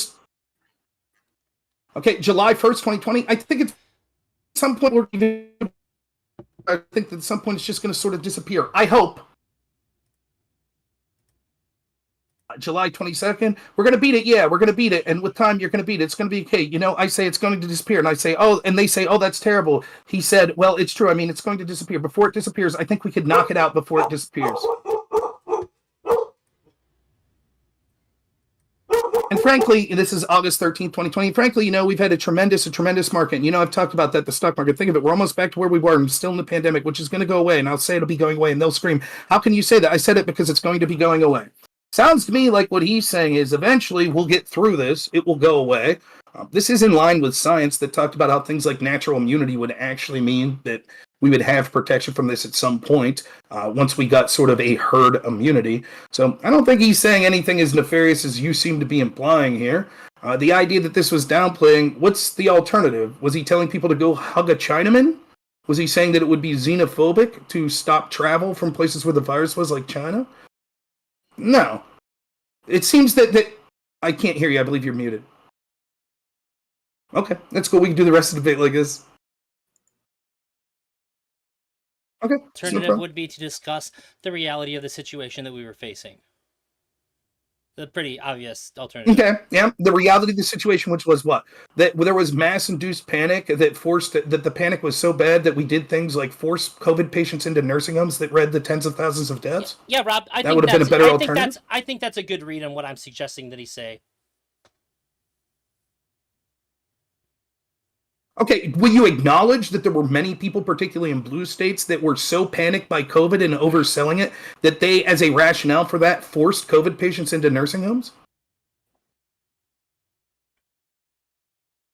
I can't tell you exactly why they did what they did, but I can say that when they can see the reality isn't matching up with what the highest level of government was telling them, when they kept on repeating rhetoric like, everything's fine, it's going to go away, everything's completely under control. When you're saying this kind of rhetoric over and over again, I think that people aren't going to be able to trust the highest levels of government to inform them, and that's going to raise not just suspicion, but yeah, it's going to induce a lot more panic because they can't trust what should have been the most reliable source on what is probably the biggest global event that we'll see in our lives. So yeah, it's going to lend itself to a lot of. So first off, I would say that I would say that that's actually goes the exact opposite way as well. For example, one of the things that Democrats supported is Dr. Fauci. Do you support Dr. Fauci? Did you support him, by the way?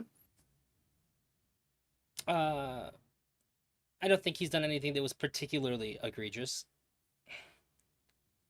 Well, you are aware that he initially lied about the efficacy of masks, admitted that he lied because he said that he was afraid people would panic and go mass by mass, or mass buy masks, which meant that medical professionals wouldn't have them. You acknowledge he did that, correct? Yeah, and he was right. They did. So it was okay for him to lie about the situation. It was, I think that it was an understandable lie to tell at that point in time when we needed to have them. Yeah. Can you explain to me what the benefit of what Trump was saying was? So what I'll do is, in the I'll same way get that to Fauci explain had the benefit of the mask thing, because that did in fact happen, and there were shortages across hospitals. So I'll get to that, but I'll get to that, but I'll stay on the point that we're on. So initially at this, you heard Elder Drowsy say, no, at no point should someone tell the noble lie. You always have to tell the truth. That's something that needs to happen. Yes, you did. That's what you implied earlier. That's what you said going back. I said, can you envision a situation where it would be... Oh, so just with Trump. With Trump, he always has to tell the truth, and he can't tell the noble lie to stop people from panicking. But Dr. Fauci, it's okay for him to do it. If you want to give me an example where Trump told a lie based on a fear that ended up coming true, that thing coming true made the situation worse for everybody, sure. I think what Dr. Fauci did was the correct approach because he was correct. The result was what he had predicted that it would have been if he had made that announcement. If you think that Donald Trump had lied in the same manner, then by all means. Let's stop. I promise we'll get back to Trump. We'll get to Trump in a second. Let's talk about this noble lie that you support from Fauci again here in a second. Do you believe that do you believe cloth masks are effective? No. Do you think Fauci said that? I don't know. There was a lot of changing rhetoric. So you were against masks.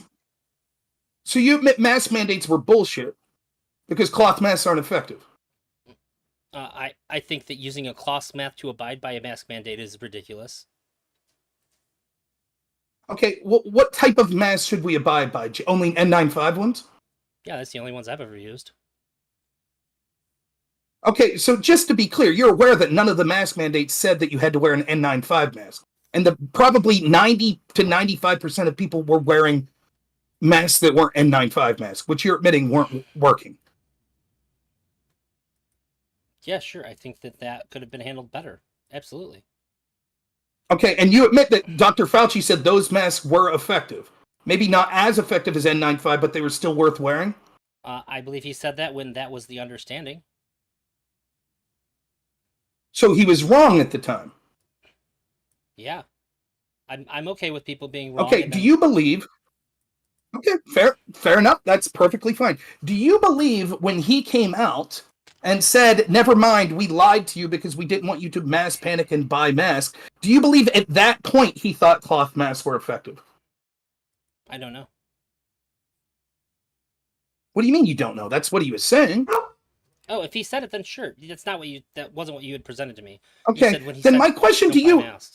Sure, then my question to you would be, if he was telling the noble lie, why didn't he do this? Hey, everyone, don't panic and go rush and buy N95 masks, which are the only good masks. Actually, the paper masks and the cloth masks are effective as well. So do you have one of these at home, a shirt? If you have an extra one, why don't you just cut it, tie it around your face, and that'll give you prevention? Why didn't he say that? Why instead did he intentionally lie and, in his belief, in his own words, tell people not to do something that would significantly protect them from COVID? And you think that was a good thing? That he lied and jeopardized people? When he could have gave them an alternative in his mind that would have been successful?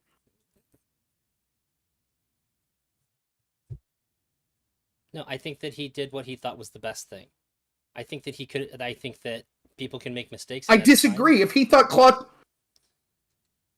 No, it wasn't a mistake. If he thought at the time he made that statement that cloth masks were effective and he knew that anyone could make a cloth mask with even an article of clothing, why wouldn't he have told them that? That would have still stopped the panic buying of N95 masks. So why did he do something in his own words? I'm not here to tell you why Anthony Fauci did anything that he did. I can go based on That's absolutely right. You're not. I can go based on data whether or not it seems like he was acting maliciously. I don't think that he was acting maliciously. Well, the data. How does the data prove if he was acting maliciously or not? What sort of data? Give me the data. I don't think there is any that suggests he was acting maliciously.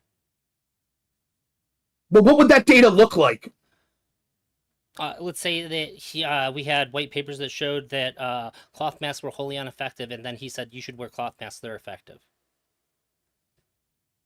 Okay, so the point I'm making is we don't need that data point because he said publicly that cloth masks were effective. He said that all forms, of course he said N95 were superior and that you should get that if you could, but he said that all these other forms of masks were better than nothing. It seems evident that he truly believed that. My question to you is, if he's lying to prevent people from buying N95 masks, why can't we say that clear he was intentionally jeopardizing people in his own mind, but said it was worth it for the greater good, but he knew that he could have told a different lie that would have been far safer for those people, which was make your own cloth mask, which he didn't do. Okay, you're asking me to specifically know exactly what he was thinking when he said that. I don't know that, and I don't need to know that to make the case that I'm making, which is that I do think that he was acting in the best. The topic that you've settled on is asking me to know exactly what Trump was thinking when he said things. The reason I bring up Dr. Fauci in this context is you initially said when I was like, look, I don't agree with everything Trump said. Allow me to finish. There's a delay, so you have to allow me to finish. The reason that this came up in the first place was I made a point that clearly there's a bunch of things that Trump handled this that I vehemently disagree with, which I admitted at the outset. And I said I don't agree with all of his rhetoric. However, I do understand that basically most of what he was saying, Dr. Fauci said was in line with what they were saying because they didn't want him to induce panic. And you said, no. He has to tell the truth no matter what, even if it induces panic. And then you immediately, when it comes to like, okay, but Fauci lied in an attempt to not induce panic, you're like, yeah, he did the right thing. And so it seems clear that you have a double standard on this. Hang on. That's why we're bringing it up. You're saying that Fauci said that most of what Trump... He consistently said that what most of Trump said was in line. Or did he say that one time? No, I said in my opening statement what he said when in reference... Go ahead, I'll leave you get out what you want. There's a delay, so I'm not even doing this to be a dick. There's a delay, so I'll wait until you're totally finished with what you're saying. You have to kind of let them go because once you stop, he's going to start talking, Drazi. Sure. Because I'm a debater. That's how it works. The question is, do you think that Fauci was consistently supportive of what Trump was saying, or are you trying to express that he said it this one time? Okay, what I said in my opening statement was, in reference to the Bernstein interview, where most people were saying, see, this is proof that Trump's intentionally lying, that he thinks will be bad. Fauci came out and said what he's saying was in line. In other words, what he was saying at that moment when the heaviest criticism of Trump misleading the people was basically we're saying that Trump should have a hopeful message. We don't want to panic people. Did Fauci come out numerous times after every time that Trump said something like, oh, we're going to get over this? Did he come out every time? No, I don't think so. But I think it's clear that in the middle of this, in the most significant instance with this Bernstein interview, that it seemed that Fauci said, he's basically saying what's in line with us. Do I think Trump could have been more careful with this rhetoric when he's saying that it's going to disappear? Sure. I think he should have been more sober-minded, but I think ultimately the far greater sin was the people that panicked people too much, because they said things like mask mandates, they said things like locking down, they locked down children, they forced COVID patients into nursing homes. These all had significant effects that will affect our economy going forward for the next 10 years, if not longer, affect the development of children going forward for their lifetime, and affect people's mental and physical health in ways that we'll probably see for the rest of our lives. And I think that over-inducing of panic from people that didn't know the science was actually worse than any underplaying it that Trump did. And you don't think that Trump underplaying it resulted in people having much stronger, more panicked reactions to it? When it was clearly obvious that he was not telling the truth? I think... Yeah, sorry. Delay. Sorry, you got to say the last part of your sentence again. Yeah, the internet connection kind of... Shit, I don't know what the last part of what I said was. Just go off what I said. Can I repeat and you just nod your head if you think what I was saying? I don't think that Trump underplaying it could have had a significant effect that made things worse in certain ways as well. Is that roughly what you were saying? Insofar as people panicking, yeah, because they couldn't trust the highest government official to report on what was going on to them. No, I don't think that it caused people to panic more because of things Trump was saying. I think that the people that were predisposed to not liking Trump were always going to panic because you saw the Democrats that after initially downplaying the virus worse than Trump in ridiculous manners, like Nancy Pelosi saying, go hug a Chinese person and it's xenophobic, stop travel from China, they became incredibly hyperbolic, trying to put the blame all at Trump's feet and saying that it was the worst thing ever. So they were already predisposed to be panicked no matter what. Had Trump said anything other than coming out and saying, oh my God, we're all going to die, it's my fault, those people would have panicked because their leaders were telling them to panic. Do I ultimately think that there was some amount of harm of underplaying? Yes, there certainly is a potential to cause harm from downplaying something or from overplaying it and causing panic. Both of those things are true. I'm saying the overplaying it had far greater net effect of being bad, but certainly I would have preferred Trump be as accurate as possible, and I don't think he was that. In many ways, I think, though, Trump was sending mixed messages and many times was actually overplaying the danger of the virus, such as when he criticized Brian Kemp in Georgia from lifting lockdowns, and he also heavily criticized Ron DeSantis. Both of those was overplaying the severity of COVID in ways that I think were far worse than the times that he underplayed it. Who do you think said that we're all going to die? Who do I think said that? Yeah, what Democratic official was saying we're all going to die? I think that I'm being hyperbolic, but what I'm saying clearly is that they were saying that the pandemic was going to be something that was far worse than it was going to end up being. Most of the damage that came from the pandemic was because of the reactions to the pandemic and not the pandemic itself. Disastrous things like lockdowns, forcing COVID patients into nursing homes, forcing children to be home from school, forcing the stopping of the economy. Those outcomes were going to be worse, not necessarily in real time, but over an extended period of time, which is why we're in the position we're in now, where people can't afford groceries, where we have schooling for children is so significantly declined for the children that went through it. Other medical issues that are causing excess deaths. That's why you see places like Sweden that didn't do lockdowns actually doing better than the countries around them that are sort of commiserate because they took other measures that weren't lockdowns and it led to less excess deaths. How do you think that lockdowns caused excess deaths? Yes, undoubtedly. No, Oh, how? In many ways, such as the first way that lockdowns would cause excess deaths is because it disrupted the supply chain and the global economy.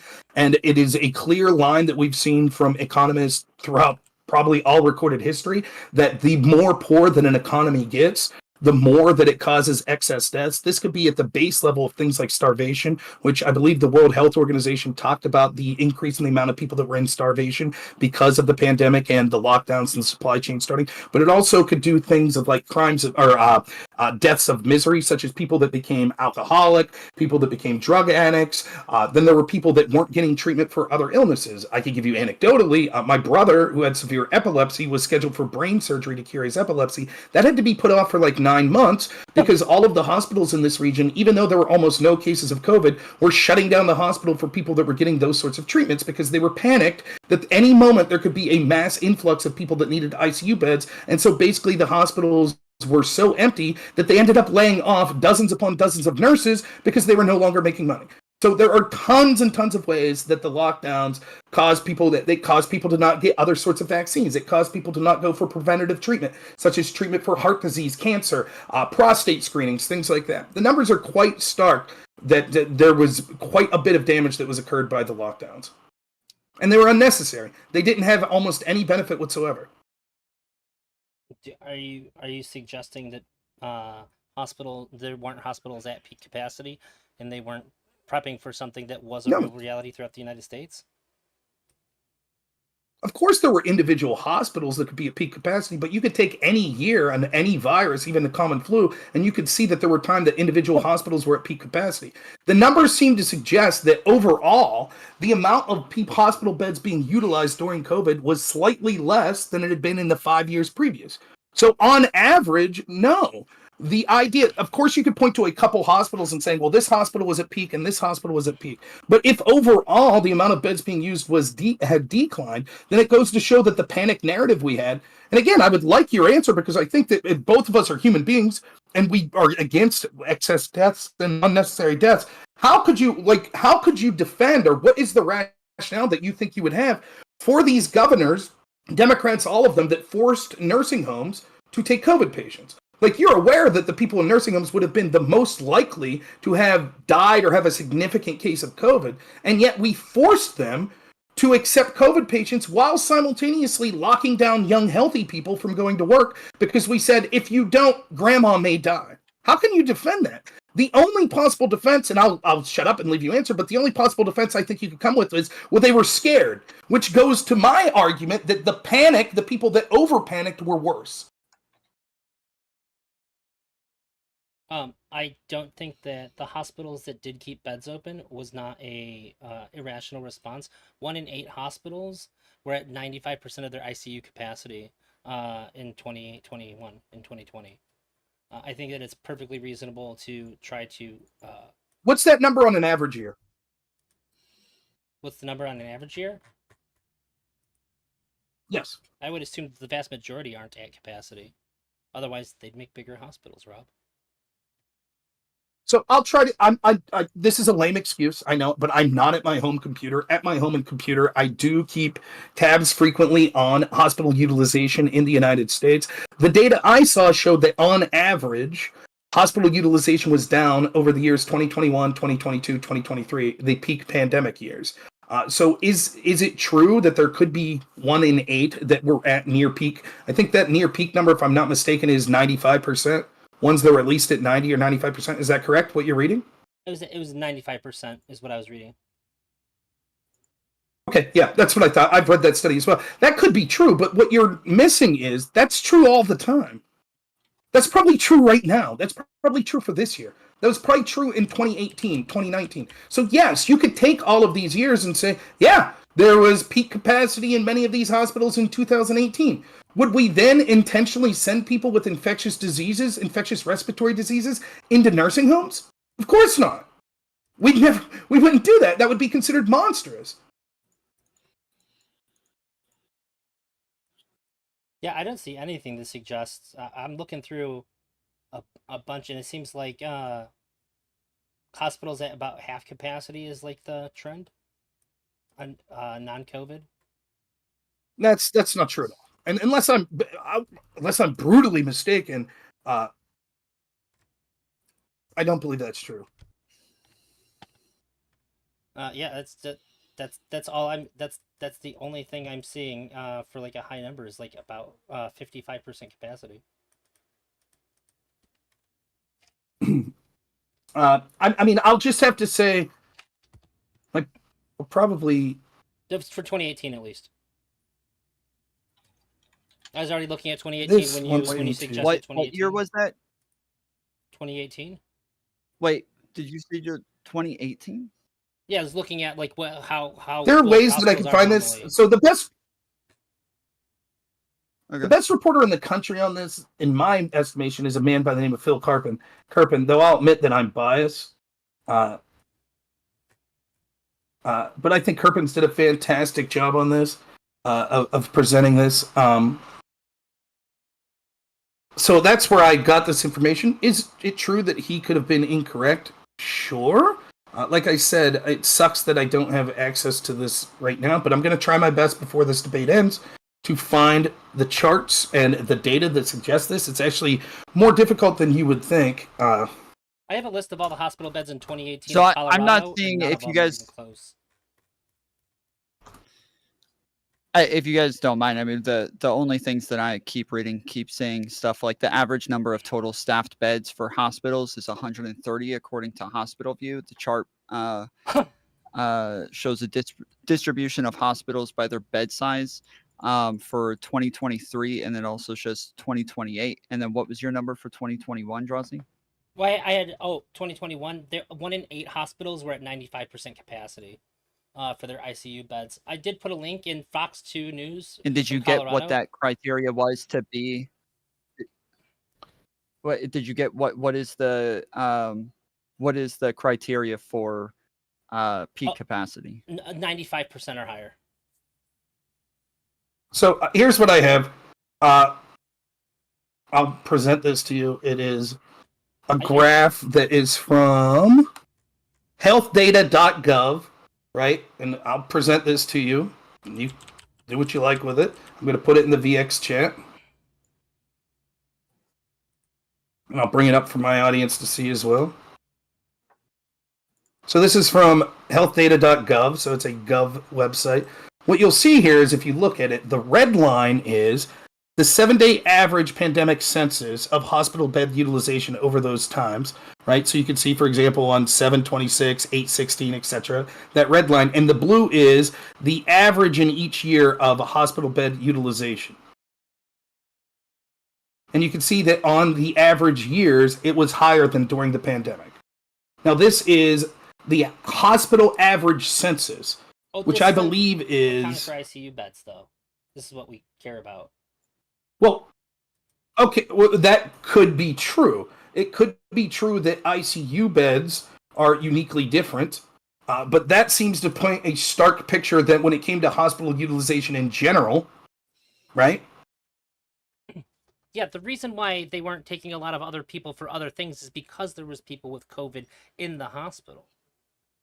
They didn't want to spread COVID within the hospital to people. Right, which is part of my argument that it is part of the... Now, I don't know that you're right about the ICU beds. Yeah, it's the only thing I was talking about. I was only talking about ICU beds. And I did link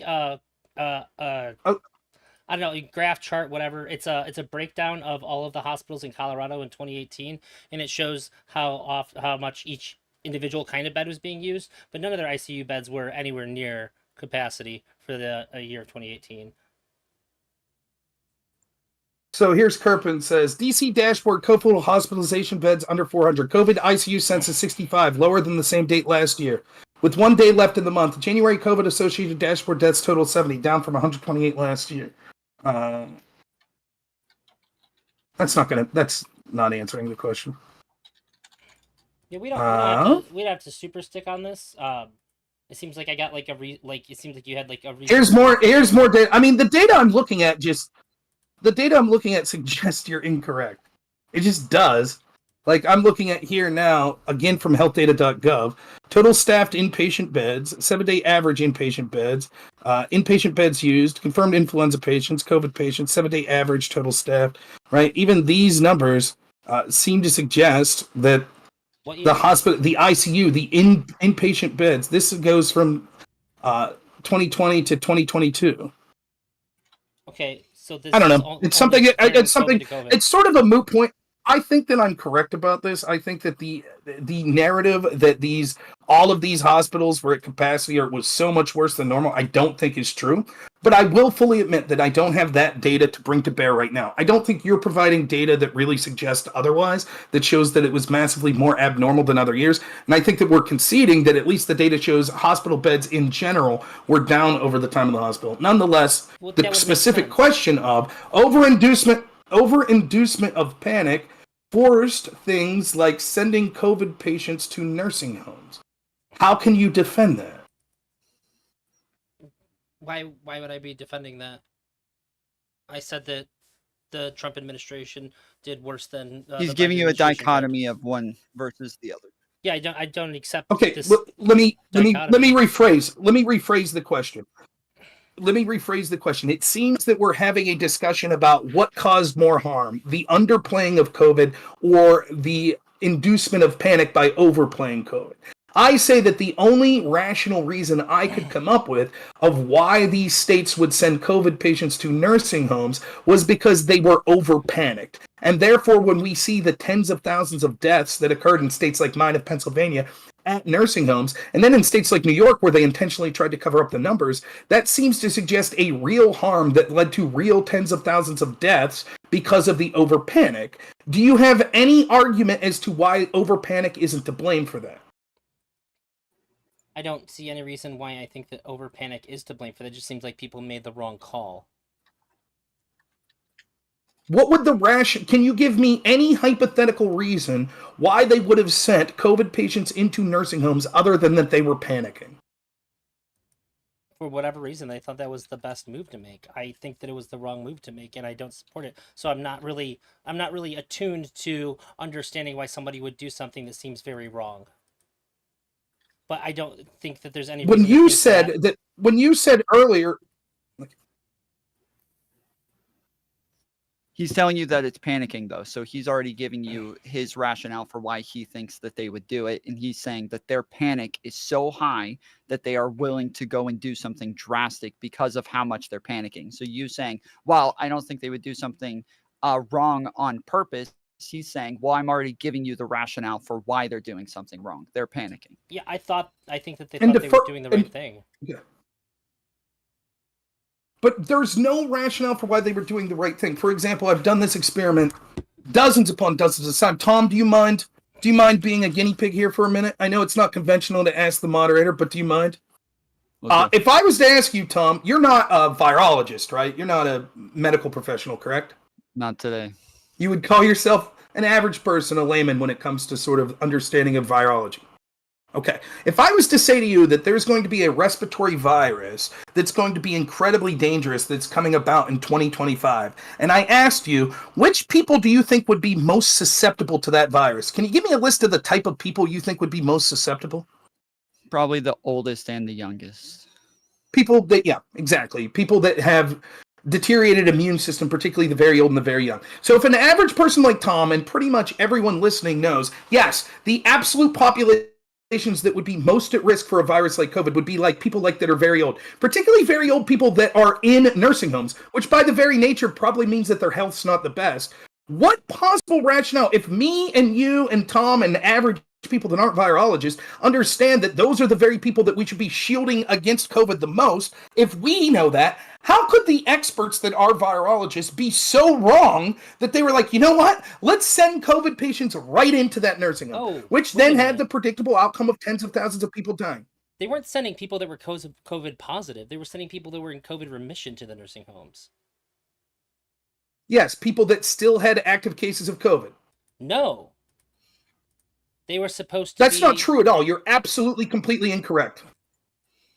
Can you show me that's just fundamentally wrong. They were sending people that they knew had active cases of COVID. I don't think that was the understanding of the people that were sending them there. That doesn't seem to be the case. That is absolutely untrue. They absolutely knew that these people were diagnosed with COVID, and they were sending them to nursing homes. That they had been diagnosed with COVID, yes. Not that they still had active COVID. That they had COVID, that they currently had a case of COVID. Okay, so for example, let's play this game then. You've read a remarkable amount about COVID.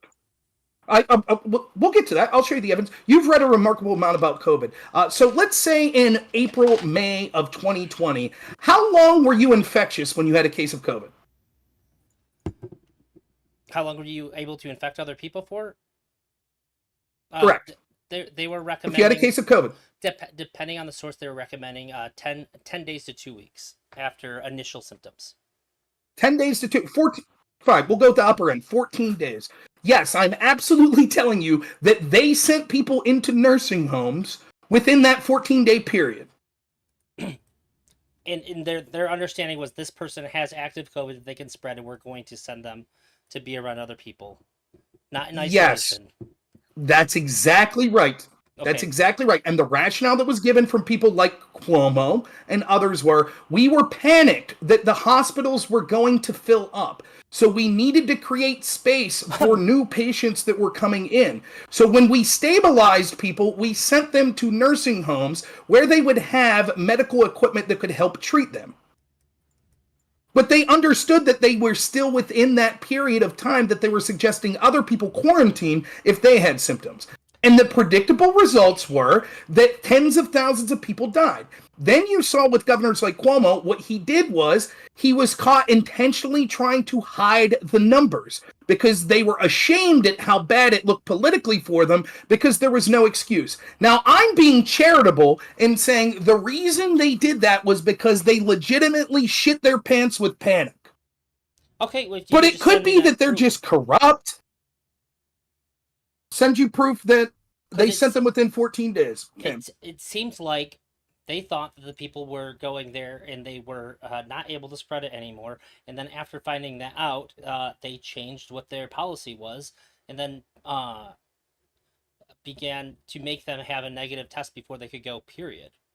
Just as an extra measure. That's what it looks like to me.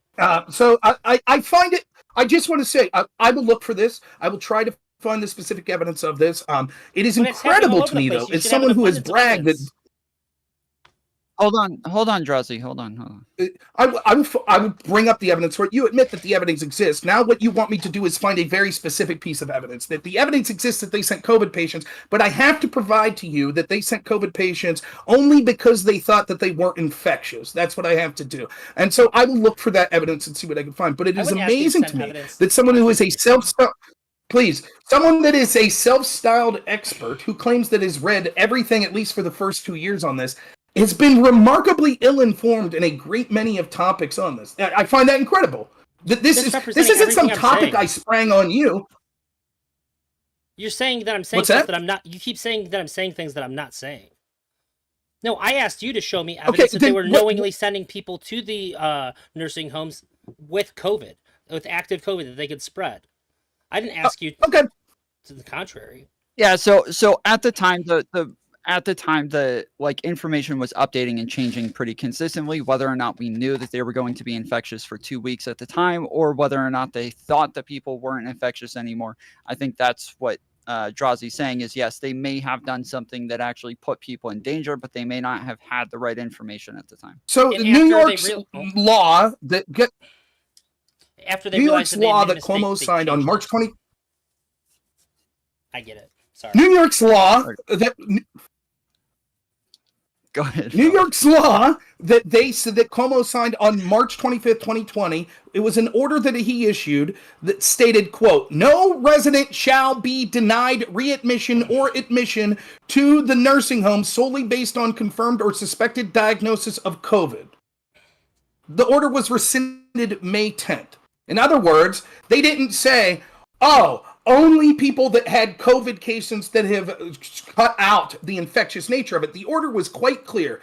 Regardless if you had COVID or not, you could not, or if you had a case of COVID, that could not be a reason from preventing you from going into the nursing home. And so what happened was, because of that order, hospitals that were worried about their beds would treat someone for a day or two and say, now you're going to the nursing home, instead of isolating them. And the order was quite clear. Now, do you need more proof other than that order specifically said? Will you at least admit that order, the way it's worded, clearly says that nursing homes have no right to refuse active COVID patients? Yeah, but that's not what you said. You said they were deliberately putting people with COVID into nursing homes. They were. That's exactly what they did. You acknowledge that that's what the order said, and that's the practical effect of what That's happened. not what the order They said. took people that they knew had... Let me I'm not repeat what the understanding order the said, what you contention, just Drowsy. conceded. You're just real quick, Drowsy. I'm not even understanding your contention. Where you're saying deliberately, do you think they accidentally sent people to nursing homes? I'm saying that the person who made that law, Why are you was saying not deliberately? because he said that they were intentionally putting people with COVID into nursing homes, knowing that they had COVID where it could spread, which is a hell of a lot different than saying you can't bar somebody you're from saying going knowingly. to a nursing home. Okay, Yeah, it's knowingly. just a lot different I than saying got you can't bar somebody from entering a nursing home with COVID. Now, do I think that the nursing home should have had like really good response to this in making sure that they are quarantining people that are suspected to have COVID? Sure, but it's not the same Okay, as so real like the quick, maliciously dumping them off Drowsy, there. you're also claiming that they knew that they didn't have COVID at the time. Can you send that? Because you did say that there was something showing that they had like negative tests or that they thought that they were in remission or something like that. So I if said that once it if was that shown to be a disagrees with what problem, Rob's they saying. changed it. Yeah, once it was shown to be a problem, they changed their policy and made them get a negative test before entering a nursing home. Correct. I think Rob's saying that there's like negligence there based on what information they did or didn't have at the time. And so if you're saying that based on the information, this wasn't such a ridiculous idea and that it made sense based on the information they had, you were saying earlier that they had information believing that these people were in remission and that they wouldn't be contagious anymore, right? So we would want that information, yes? You're the expert who's read all this stuff. Surely you could find that evidence. Now, I found an AP article. If that's, we'll see. It doesn't say exactly what you're looking for, but I think that we can intuit. But before we read it, I just want to say that you've already acknowledged that the way that this law or this order is written, yes, if someone had an active case of COVID, it would not be allowed from the nursing home to prevent them from coming in. Now your only argument is, but the way that would have been implied would have been they would have never sent active patients back to nursing homes. They would have waited until they thought they were no longer infectious. You have no proof of that. We know the law would have allowed them to send active cases of COVID. You're just making that assertion. And I can provide proof to the contrary, where medical professionals talk about how disastrous this policy was. So unless you think the medical professionals that will be listed in this AP article are lying, because you would say, oh, clearly these medical professionals should know that all of these COVID patients that were sent to nursing home were clearly no longer infectious. Unless you're willing to make that claim, how would you argue that the following medical professionals that I'm about to read to you seem to have a huge problem with this policy? Okay, I'll read it then. Look, I'm looking at the AP article that you're talking about right now. What's it titled? Over 9,000 virus patients sent into New York nursing homes? Hang on. Is that the one you're reading? Yes? Yeah, that's the one that it also says at some point that Yes. AP did their own investigation and they came up with about 4,000 on their own investigation. At least 4,500 patients, yeah. Yeah. What this was people that were in nursing homes that got sent to hospitals because they had COVID, and then the hospital, because they were panicked that they were going to be overwhelmed, sending the COVID patients back to the nursing homes. So if you read some of the medical experts here, let's say, quote, there has never been any question in my mind that sending COVID-19 patients into completely unprepared, understaffed, and under-resourced nursing homes both increased transmission and led to a greater number of deaths, said Dr. Michael Wasserman, president of the California Association of Long-Term Medicine. While it may be impossible to know whether the additional 2,700 and change patients factored into the virus transmission in nursing homes, quote, any policy that is implemented that does not do everything it can to safeguard COVID from coming into a healthcare facility has the potential to increase and spread the virus, said Stephen Hance, president of a large nursing home group called the New York State Health Facilities Association. The months later disclosure, quote, further confirms the state's flawed approach in implementing a hospital-centric strategy to combat the COVID-19 pandemic. Other states set up nursing homes that were COVID only.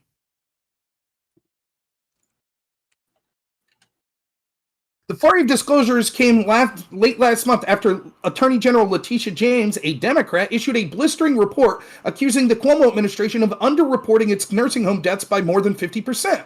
This was consistent with an AP report from August that focused on the fact that New York is one of the only states that counts just those who died on nursing home property and not those that died after being transported to the hospital. Geez, it seems like all these health experts are saying, my God, they were sending active COVID patients. This was leading to increased transmissions and deaths. And then Cuomo tried to cover up how many people died. But surely you would be there to say, no, that's wrong. They never sent active COVID patients. All of these medical professionals are wrong. And the fact that there was increased transmissions and deaths was purely coincidental. That's the argument that you're staking here. No, you're right. It did look like they sent some, it did look like they were sending positive ones. I think the numbers that I got, or what I got, was from below the part where they changed the law.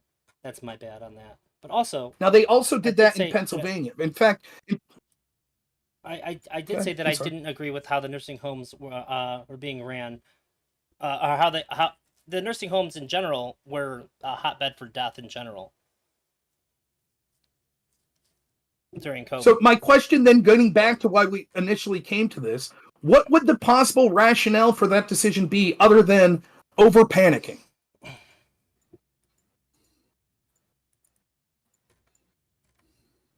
Do you have any response?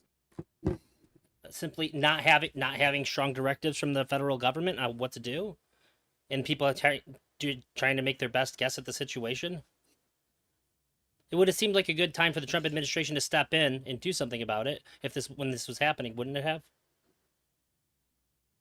What would they have said? Do you think that the Democrats would have been fine with Trump issuing executive orders saying that Democrat governors are not allowed to do the things that they're doing? Doesn't matter if they'd be fine or not. He still could have done it, right? And No, I don't think he could have. I think it would have been drugged to courts. I don't know that the executive would be able to force state governors to do certain sorts of policies on state ground like it. Furthermore, your answer is pure deflection. Like, even if you could say a lack of leadership meant that they had to make the best on their own, okay, let's say that's true. And so then what was the rationale that went into their obviously terrible decision? The best faith to steelman their argument or their design position as much as possible would be they freaked out, they panicked. And you just don't want to say that because you think that hurts you in this debate, which it does. But it's a shame that you won't just be upfront, that clearly that would be the only possible rationale that's good faith, that's not treating them just like fucking monsters, was, look, they freaked out. No, I'm saying that I don't know what the reason was. There wasn't information being given from the top to the states on how to handle this. If that had been the case, then we could have all had a unified approach in how we would be handling this. Do you disagree with that? Yes, I absolutely disagree. I think that actually the preferable solution would have been allowed to have states deal with it themselves. Because, for example, states like California that would have embraced a far more stringent lockdown policy, they should have had the right to do that. If anything, I would have wanted the executive orders to go the opposite direction of you. I would have wanted them to say you can't lock down, which clearly state governors would have fought, right? Because I think the lockdowns were a net deficit. I think they were very harmful. And so you would have freaked out had Trump done that. I know you would have. You would have been like, Trump doesn't have the right to tell California they can't lock down. This is absurd. That's what you would have said.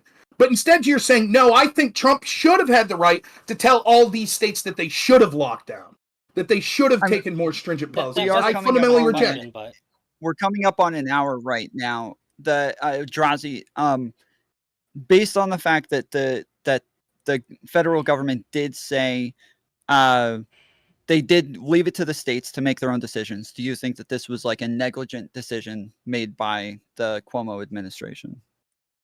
Yeah, it seems like it. But my position has been that the Trump administration did worse than the Biden administration did on COVID overall. Okay, so we do have about 3 minutes left until we get to an hour. We can either keep going or we can take call-ins or we can end it there. But was there another Trump thing that you wanted to bring up, Drazi, before we get to that? We can move on. I'm asking, is there another Trump thing, like another thing about Trump and his, or did you want to go to like call-ins or something? No, I say we should probably move on. I don't have a whole lot of more time. Before this started, I thought we only had 2 hours. And my wife and kid aren't here. I gotta pick them up in a little bit. So there's other That's stuff. That's fair. That's completely fair. There's other stuff if you wanted to talk in the future, Rob. I'll stick around and take calls if people want. I have a little bit more fine. time, but I agreed to take some calls. So I'm just trying to like weigh out what's. Okay, so yeah, so if you guys want to do closing statements real quick, I think Drazi opened on this one, so that would make it to where I close first. That would be fair. Yeah, you go first. Word. Okay, that's fair. All right. So I think that, like, this isn't a topic that I'm very concerned with. I think that when you look at Trump's record, that absolutely he did terrible things, as did all leaders. I don't think any leader did it perfectly, but there's certainly a lot of room of criticism of Trump, and I'm not just saying that. I did it in real time. When I was criticizing Trump in 2020, most of my supporters or people that watch me are Trump supporters. Many of them were very pissed off. I think the fact that most of what he did that was wrong was embracing things like lockdowns, going after people like DeSantis and Kemp, which I think were a disaster, which helped him lose and helped lead to the situation we're in now. But certainly some of the things Eldrazi say are reasons to criticize Trump. I just think that the over panic was far worse and led to the worst outcomes that we're seeing. This isn't a topic that I think is particularly utilizing compared to whether or not lockdowns were good, whether or not vaccine mandates were good. If we're talking about Trump vis-a-vis someone like Joe Biden's big policy was, first, he said when Trump was taking the virus serious, saying it was coming from China and that we needed to stop people coming in from China, he said that was xenophobic.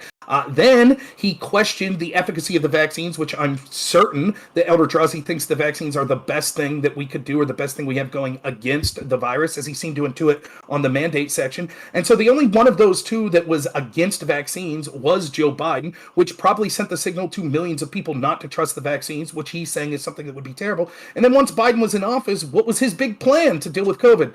Keep rolling out the vaccine that occurred under Trump. That's it. He really had nothing else going for him. And if you look at the same amount of time frame of Trump over the months he dealt with COVID, the 9-10 months versus 10 months that Biden dealt with COVID, despite the fact that his strategy was already in place, no thanks to him, of the vaccine existing, more people died under that time frame. So none of this justifies, I think, the terrible arguments that we see that we talked about in this section or the private section that would deal with lockdowns, mandates, etc. like that. The Eldrazi specifically has to bite the bullet on because he supported that stuff. But that's fine. I was willing to let him talk about Trump and his hatred of Trump to be able to talk about it. I just don't think Biden did any better. Okay, cool. Just real quick before Drazi goes, if there is anybody who wants to call in, you guys can join my Discord. I can put a link in the VC text if you guys want to post that in your chats as well. And then yeah, if anybody wants to join, you just click the bald head to accept the rules, and then that'll make it to where you can join the waiting room and we'll pull you in. Drazi, you got 2 minutes. I think that I think it's really silly to try to say that more people died under Biden when you look at the trends that were trends of deaths that were happening at the end of Trump's administration. They just continued into Biden's administration as more time went on, and you could see when we see the shift happen, it's going to be after a bunch of policies that Biden put in place that were to help the pandemic, like getting 100 million people vaccinated. He did that really, really quick. Granted, I think that the best thing that Trump did in his entire presidency was Operation Warp Speed, and that is the one thing that I give him more credit for than anything by far. There's a misquoting of saying that Biden said Biden, and I'm assuming this extends to the other people that made similar remarks, they weren't going to take the vaccine. I don't love that they said it the way that they said it, but they did say that if it was proven to be safe and effective, then they would take it. But they were concerned about the rapid speed in which it was coming out. So I don't think that your primary criticism for saying Biden did worse is valid. And I think that Biden, once the vaccines were proven to be safe and effective, did everything in his power successfully to get people vaccinated. All right. As we wait for some people to jump into the waiting room, I do have a super chat from Trib for $10. He said, "What should America's response have been at the start of it? Perfect. Perfect. The vaccine. Perfect in quotes. No vaccine mandates. Military going house to house with vaccines, etc. Anything drastic or just small tweaks to it." So, what do each one of you guys think would have been like the ideal response from the government? And Rob, if you want to go first. Sure, no problem. I think that there are two types of viruses that could kill large amounts of people. One is a virus with a ridiculously high fatality rate that not a lot of people are getting. The other is one with a low fatality rate, but that it spreads a lot. So like influenza. Now, COVID clearly was worse than the average influenza, but it was along that lines where it has a very low fatality rate. But the risk we had of a lot of people dying was because it was highly infectious and a lot of people would get it. The way you deal with a virus like that is to protect your most vulnerable citizens, to provide resources into them, such as young people, people in the nursing homes, people with comorbidities, etc., and then allow herd immunity and natural immunity to spread through the healthy amounts of the population. So what we should have been doing was not taking away people's rights until we had almost proof positive evidence that it was necessary and the best policy. Instead, worked on educating people, providing resources to protect people that were the most vulnerable, such as those in nursing homes, as opposed to sending COVID patients into nursing homes, and allowed the virus to run through the healthier population, which would have got us to herd immunity faster. That would have been ideal. There are other things we could talk about, but in general, that would have been what I went with. All right, Drazi. I think the best proven methods would be to roll out testing a lot faster and do contact tracing as soon as it came into the United States. We're actually pretty fortunate in that the first cases that were coming into the United States, we had a pretty good idea of where they were coming from. When the boat, I'm blanking on the name of the boat, we could have had everybody on that boat tested. We could have had them isolated immediately when they got out of the boat, and then every new case that came up, we could have had contact tracing. Some of the best results were from the countries that did contact tracing, and it could have avoided us having to do lockdowns. But I think that rolling out tests, like immediately, the very first thing that should have been done was the Trump administration should have pushed through an executive order to use the tests that were perfectly good and usable, but just also tested for an extra thing. This would have been... Do you mind if I ask you a question real quick, Eldrazi? Yeah. Just real quick, do you mind if I ask you something? When you talk about contact tracing, do you also criticize the contact tracing metrics that did things like purposely refuse to ask people if they went to Black Lives Matter rallies? Yeah, that's retarded. If you're going to contact trace, you want to contact trace. Because you're aware that the experts, many of them, 4,000 experts that signed on to a letter that said COVID was bad, but you know what's worse? Racism. And they were routinely saying, actually, at the Black Lives Matter rallies, COVID's not spreading. because we've done the contact tracing and we don't see it. And then we found out in many of the states where that was occurring, the people that were doing the contact tracing was barred from asking whether or not people had attended these sorts of protests. So I think the idea that we just needed more contact tracing in addition to the other things you talked about sort of belies the fact that a lot of that contact tracing was being done in the opposite way for political reasons. And so even having more of it doesn't seem like it would have done much good if we're not going to do it fully and openly. I didn't suggest bad contact tracing, and also contact tracing has I know that. I think that contact tracing after a certain point in the United States was completely irrelevant. By the time that we really started doing any of it, it was so far gone that it was an absolute waste of time and money. We should have done it from the very beginning. That's when you can really try to get a hold of things, and that's why the countries that did it first, they were able to stave off COVID for way longer than most other countries, and they were able to have time to prepare the resources. This is really what the initial contact tracing does, is it buys time to set a plan, like a national plan, and to prepare for where the virus is going to be spreading, and it eliminates the vast majority of the problems that we've seen in the first 6 months of the pandemic. I just don't think that's true, and I also think there's problems with sort of privacy issues when it comes to contact tracing. I think there's a lot of problems with it. But. All right. Tears in Rain, you're on mute. Can you unmute real quick and say something?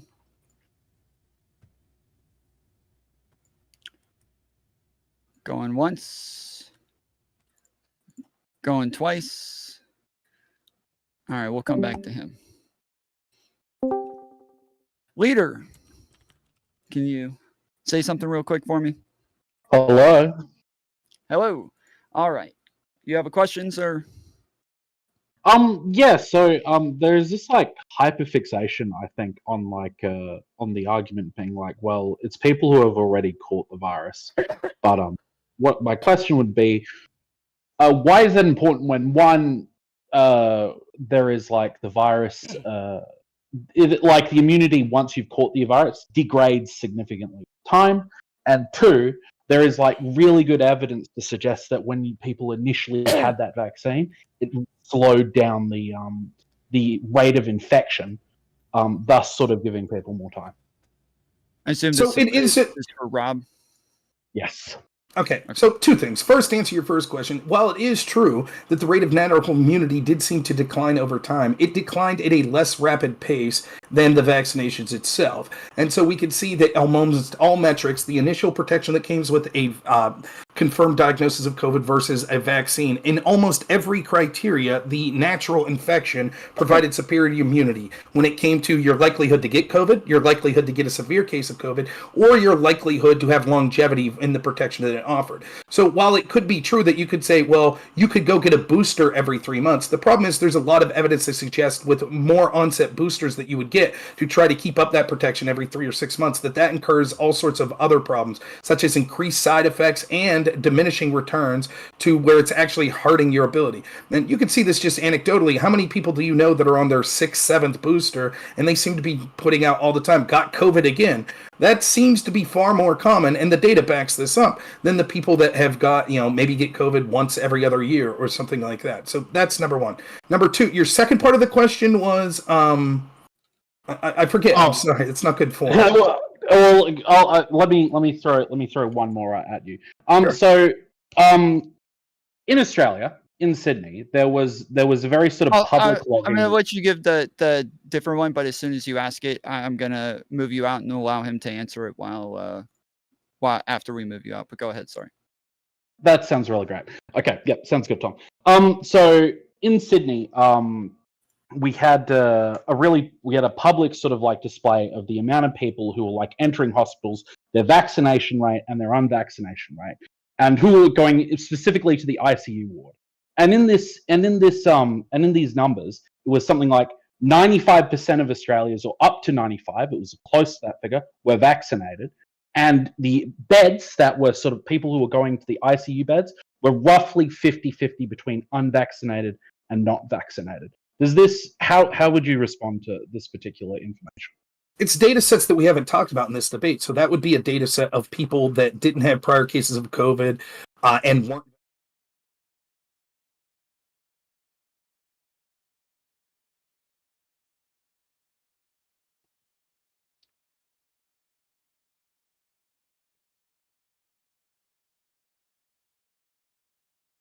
that would mean that you would have those people that had both sorts of protection. That's something that would have occurred. But again, that's not what we talked about here. My issue and what I'm concerned with is why should you force things on people? The argument never made sense, even if you took the rhetoric of someone like Joe Biden, who was president, where he said, basically, there's almost no chance of you having a significant case of COVID if you get these vaccines and boosters. Okay, if that's true, and it does seem to be that much of the data that someone like Eldrazi would point to would suggest that is pretty much true, then why do you give a shit if your neighbor doesn't get the vaccine if you have? You're protected. Do you say, well, that's because they're a burden on the healthcare system? Okay, then do we force fat fucks like me to lose weight because people like me that are overweight and that have high blood sugar are more likely to induce cost on average Americans by overutilizing the hospital system?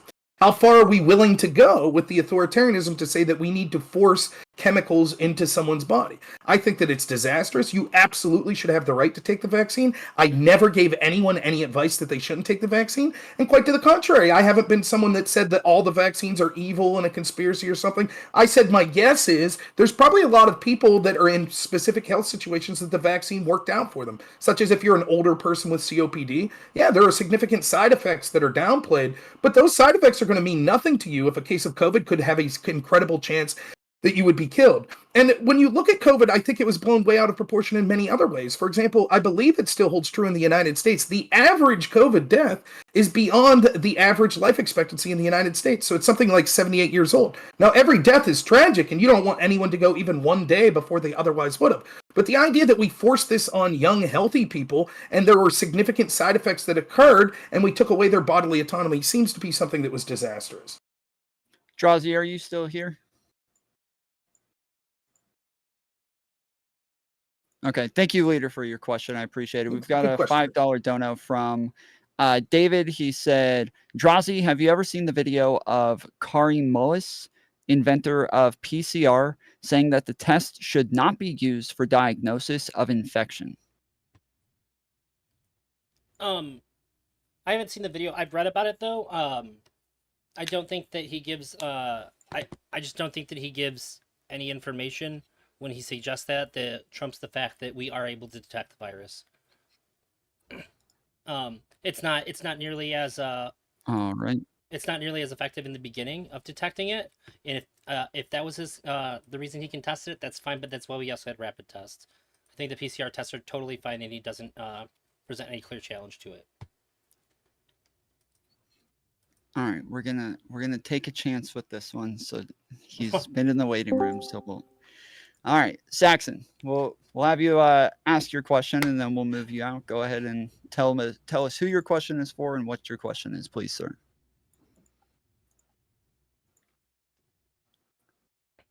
Saxon, going once, going twice. All right, and then we've got one more dono here.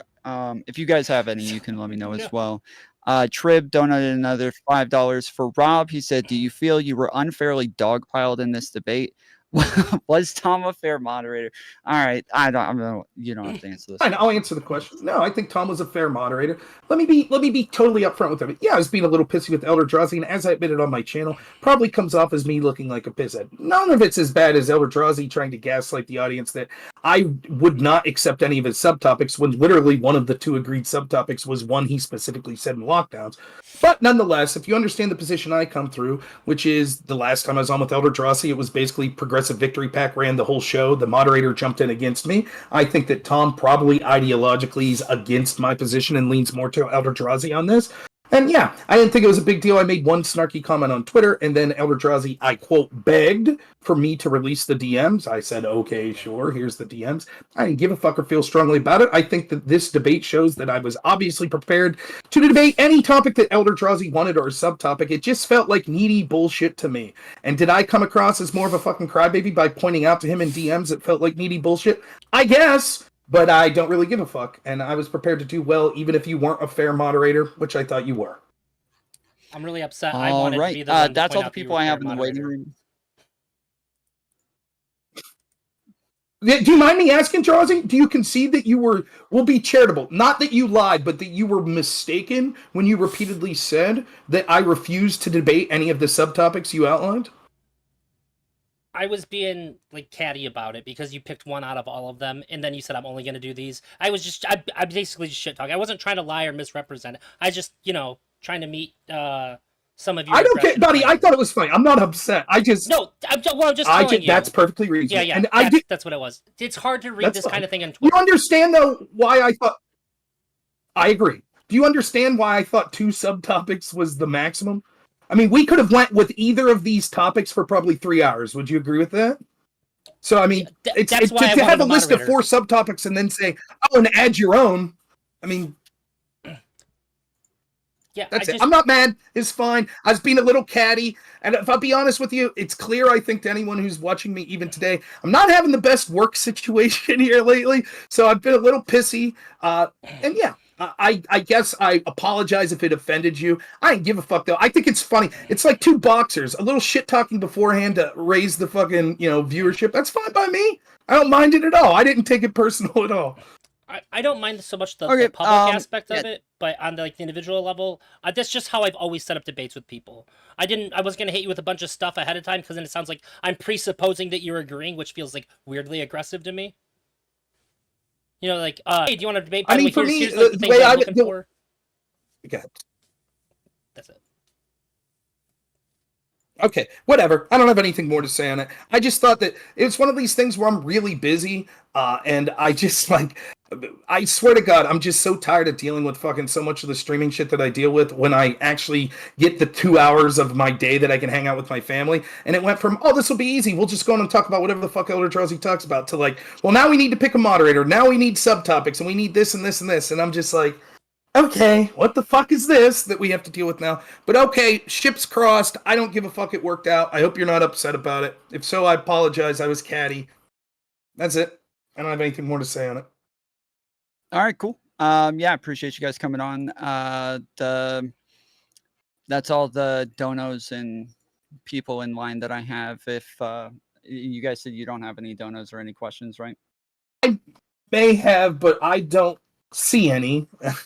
I'm afraid if I go to YouTube to look, my computer will fucking explode. So fair enough. Oh, no. I will say, in my own defense, you are totally right. I have a liberal bias, and I am definitely biased. I feel like I can moderate in an unbiased way, but I have biases for sure. It's but no one could be unbiased, but I thought you did completely fine in hiding your bias. All right. Just as a show of good faith. Appreciate you guys coming on. I do this a lot. If you ever want some any kind of help with your computer, I can probably help you figure out what's wrong with it remotely. I've been in IT for 18 years. I've helped a bunch of other streamers with their computer issues. You brought it up a lot that sometimes you have to go to work to do it and your computer overheats like that. Just hit me up. I won't charge you anything. Any streamer that I've ever interacted with, I'm more than willing to give you my professional opinion for free. Thank you. I may do that. I've taken it to the shop several times. They can't figure it out. So that's my specialty. Awesome. All right. I'm going to head out, guys, if that's cool. Thanks, guys. It was fun. Yep. Hey, Tom, what are you vaping on? Yes, sir. What do you... Yeah. Shit. It's salt mango. Whatever this is. Naked, I think. Oh, when I used the tanks and stuff, Naked was one of my favorites. No, squeezed. Sorry. Oh, I believed you. It squeezed. They're SKWEZED. It does look like a Naked box. 50 milligram. Do you guys get these? I think I've gotten Naked a bunch of times in the past. Do you guys get the Geek Bars or the Breezes where you're at? The what? So this is Geek Bar. It's it's a rechargeable disposable, so they last a really long time. Your camera's off. Oh shit! Yeah, I was eating. So these are Geek Bars. They're rechargeable disposables, and then Smock makes them too. Mm-hmm. There's another brand called Breeze. Do you guys get those?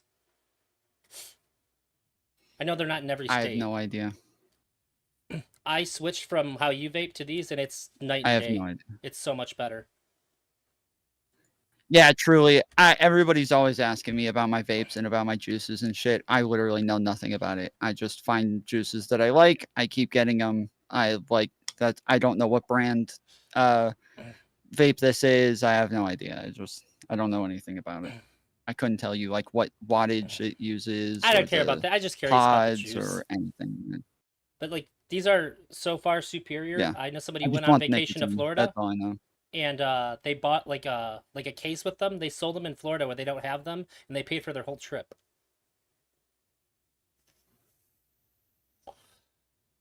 And I think overall that it's less expensive too. Nice. Hey, Nice. Froggy Style, thank you for Yeah. the membership. Yeah, I don't know. I used to use the really big ones. I used that to have were They leak in your pocket a lot. Yeah. I'm glad that I can use the salt ones now instead. I appreciate you for moderating. You did just as good as I thought you would. I knew. And yeah, every time you interjected was because you cared about the debate. Appreciate it. And that's what I said too. Tom cares about debate. You get into some of the drama shit, but like when there's debates, you talk about the content of the debate. That's like the one time you're not talking about drama. And so I respect the fuck out of that. Yeah, sure. When I analyze Well, even if I'm conversations, covering drama, same thing. normally I'm talking about some sort of like philosophical aspect or like moral aspect to it or some shit like that. Like even the drama is not gonna be just some like way to hype up some bullshit that's going on or That's anything true. like that. You will autistically focus in on like if somebody was actually like, well, that's actually not true, and then you'll go in and it's very very analytical. And whether somebody likes you or not, they should be able to admit that like you care about the correctness of these things in the space. And that's why you were the only person I asked to moderate. Well, I appreciate it. Drew the Dogman said, has Eldrazi seen the Cleveland study? It's a little vague. I wouldn't know it by that name. Have they got any more info on that? So I will tell you a couple of things. I had a number of questions that I was going to ask if we didn't have any lined up. So the noble lie from Fauci is not a thing that actually happened. It didn't happen. There was not a noble lie. There was no lie. It was there was like a thing that he said where he did say like, hey, don't go get masks, leave it alone.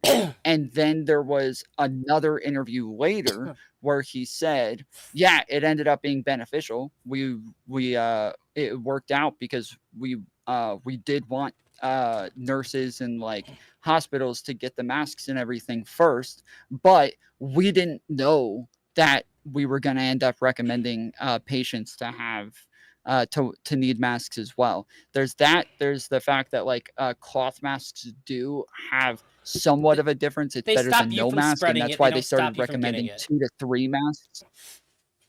Correct. Yes. Correct, which is why, yes, if everybody socially distanced and wore masks, that this was going to be the difference, was the social distancing and wearing masks, which is why in the BLM stuff, they were allowing them to do that because they said as long as they are both social distancing and wearing masks, that this is still in line with what it is that we're recommending. And so that's... both of those things are important. Oh my god! I'm so sorry. Tertium, you gifted 20 memberships. I didn't notice. I'm so fucking sorry. Thank you very much. Damn. That is so my bad. It must have been right towards the very beginning. I'm so sorry. I appreciate the fuck out of you. Sorry to cut you off. That's so bad on my part. Let's go. Yeah, nice. Jesus. Fucking sick. Yeah, I did know. Yeah, both of thanks those to Drew for the $2 dono, and then Trib also donated 5 gifted memberships. Man, appreciate it. When you it said comes what? to Rob, I knew both of those things, but when it comes to Rob, I know that I have to pick my disagreements well because they're gonna go on for so long.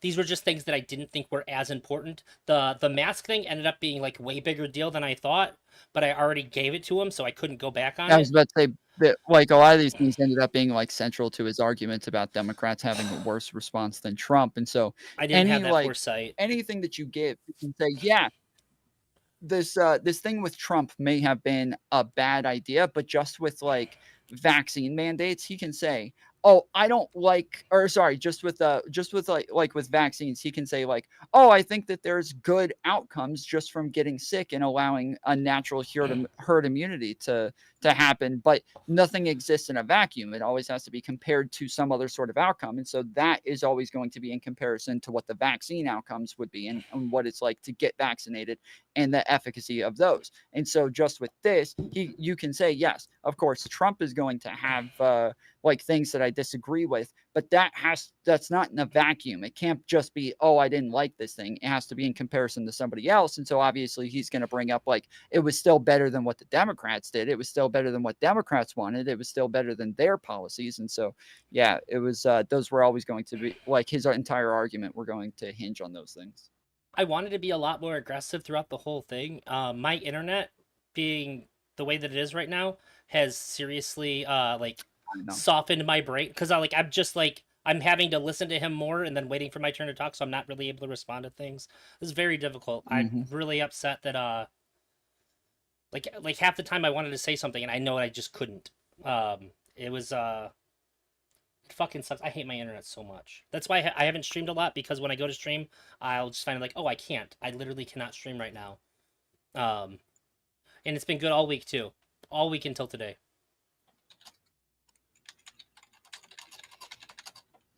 Yeah, I actually just recently, so I started doing both short streams and landscape streams at the same time, and kick streams. So I have 3 streams going at once just from the one OBS. And it started to really like slow down everything. So then I went and I doubled up my RAM. I had 2 8s, and instead I went and got 2 16s and replaced the 2 8s with the 2 16s. Oh, nice. And no difference. No difference whatsoever. Made absolutely no change. It was still everything just skipping all over the place. Like I would get super choppy. My streams would go up and down. It was so frustrating. And the short streams are really beneficial. They're actually like that. It's really helpful to get in the algorithm, because people are just flipping through shorts, and then all of a sudden your stream just pops up in their short feed. And so it's really beneficial to like get people in. And I wanted both of those. Then I figured out, somebody, I think it was Aaron, who told me, change it from software encoder to hardware encoder. Changed fucking everything. Everything is 1,000 times better now. There's no lag whatsoever. There's no problems whatsoever. It is so much better. This has been a huge help. So I have no lag whatsoever anymore, running all 3 streams with no problemo. Yeah, the main things that are going to affect it is your CPU, your internet connection, and then your settings on OBS. I'm unfortunate in that right now it's unfortunate. I have T-Mobile wireless internet. That's all I can get right now. And when it's great, it's great, and when it's not, I've literally had it where I couldn't play League online, let alone stream. Like I couldn't do something as simple as like a game you could play on a smart fridge. I didn't know that you could stream on shorts though. Yeah, it's a new thing. So as long as you do a vertical stream, a portrait stream, it'll automatically go into the short feed. So like even just streaming on your phone automatically does it in portrait. And so if you stream on your phone, it'll automatically put it into the short feed. But I'm doing 2 streams at once. One is landscape, one is vertical. And so I have 2 feeds. You know how you have your preview screen that shows you on OBS what's actually on your stream? I have 2 of those. I have one that's landscape and one that's portrait on the side. And then I have 2 chats from each one. I have like 2 things where I can choose different scenes for each one and everything. And so having like an entire different setup, if you go to my channel right now, it'll literally have 2 streams at the top of my channel page, one with a portrait thumbnail and the other one with a landscape thumbnail. So it's both through OBS? It's really cool having it like this. Yes, just one OBS, just that's it. And Kick as well. Wow, I use Restream to the other platforms, but I'll have to look into that. That seems pretty cool. Yeah, there's a plugin that you can use just for other streams. for OBS, so you can just look up the it's a Sora Yuki Oh, I have an a old version of plugin it. that you Yeah. can just look up for OBS. Yeah, so you can just look that up, and that can make it to where you can stream exactly what you're streaming from OBS to any platform, and it'll just split it into a bunch of different areas. And that didn't seem to mess with my memory whatsoever. But the short stream did, because it's a whole different output, totally different output, all by itself. You have to put in like a different key, a stream key and everything, Oh, and adding a new preview to the screen as well. Yeah, it's a lot. So yeah, whenever you get a half decent internet or computer, maybe you should look into that. somebody from mine. Uh, oh, never mind. I said somebody from my community said that they were asking if you're still taking calls. Basically, they had some comments. But I don't know if they still do. I told them I have to go soon. Yeah, I got to move on pretty soon here. You did say that you had to Just pick up my wife. do and stuff kid. with your wife and kids soon as well. So yeah, Yeah. so but if you haven't, you should go ahead and just join the Discord for future reference anyways. For anybody who's watching, we are currently at 792 members for the Discord, and as soon as we get to 800, we're going to do a movie night. And there's tons of people who show up for the movie nights, and we all hang out, and it's a lot of fun. Like, everybody's posting GIFs and all sorts of memes and stuff during the movies of whatever it is that we're watching. Even memes, like we watched Anchorman one day, and everybody's posting tons of Anchorman GIFs of the part that we're watching in the moment. It's freaking hilarious. Everybody has a lot of fun. So yeah, if you haven't yet, go ahead and join the Discord. Even if you're not getting in on a call in today, you'll be able to get it next time, and you'll be able to make it to the movie night coming up soon. So the link is in my description if you haven't gotten in yet. If you have any tips for doing that, if you could shoot me like some info. I tried to live stream. Tips for doing what? Like movie night. I tried to do like a watch party. I bought the 2 days of like live Kill Tony events, and I just couldn't get it to go for some reason. And I used to have no issues. What? Wait. So you did it in Discord? Yeah. And I just couldn't get it to show And up. when you say you couldn't get it to go, you couldn't get your. So okay, so it was I couldn't black get the screen, and sound. they could hear the audio, but they couldn't So see it, They right? could see it, but they couldn't hear it. And I disabled hardware acceleration on Chrome, and it still wasn't going. Okay. Do you use browser or the app, the program? Discord? Yes. Oh, the application. Okay. If you use the browser, you're able to do an entire screen share instead of an application share or a tab share or a window share. So I almost can never do it through Chrome. Chrome has lots of problems here and there with different websites. So like lots of times I'll buy my movies through YouTube, and YouTube almost always will not allow me to share movies through Discord. So I have to get onto Firefox to share movies from YouTube, or you can just do the screen share from the very beginning, where you just go to the browser instead of the program, and it'll just share a screen and share the audio, and it makes it a lot easier.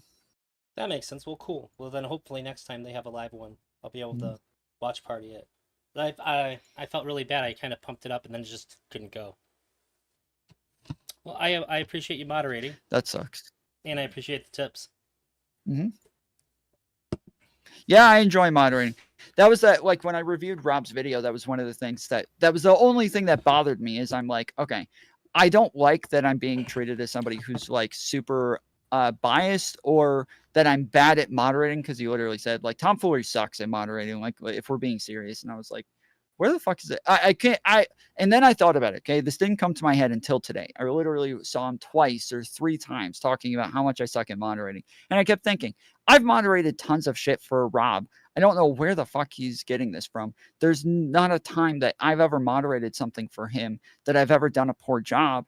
And then I remembered, I don't know if you were around during the no comment chick mental breakdown. Were you? No, I don't even know what that Okay. is.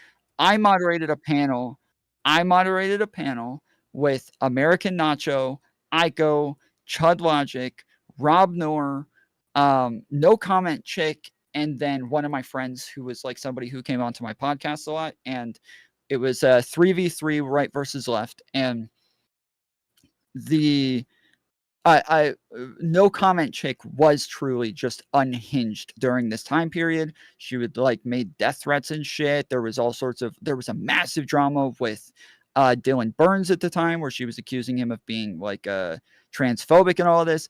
And during that, I will not lie, like she kept interrupting, she kept going off, she kept screaming and yelling.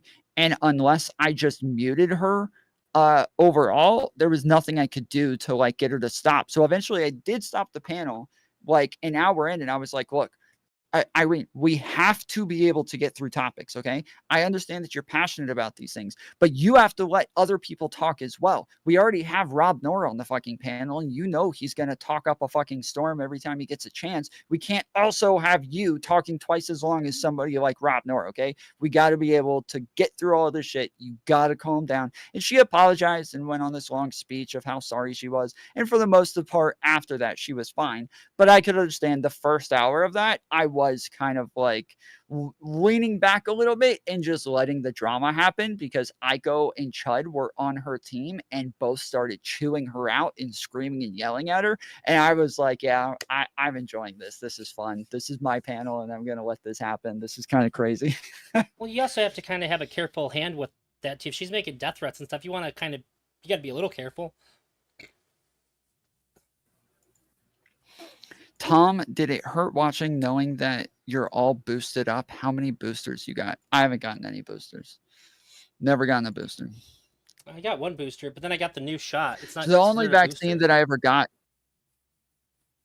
Yeah, I wanted to get the initial vaccine, but I was working like 90 hours a week at the time, and it was really hard to get it. But eventually they said, it looks like for all of the company that I was with, they're like, it looks like all corporate employees might be mandated to get the vaccine soon. And so if you haven't gotten it yet, you might want to go ahead and get it, because if the mandate drops that day, we will not be allowed to let you come to work. And so you need to go ahead and go. And I was like, all right, I'll be back in a couple hours. And I just went to a pharmacy and got the vaccine.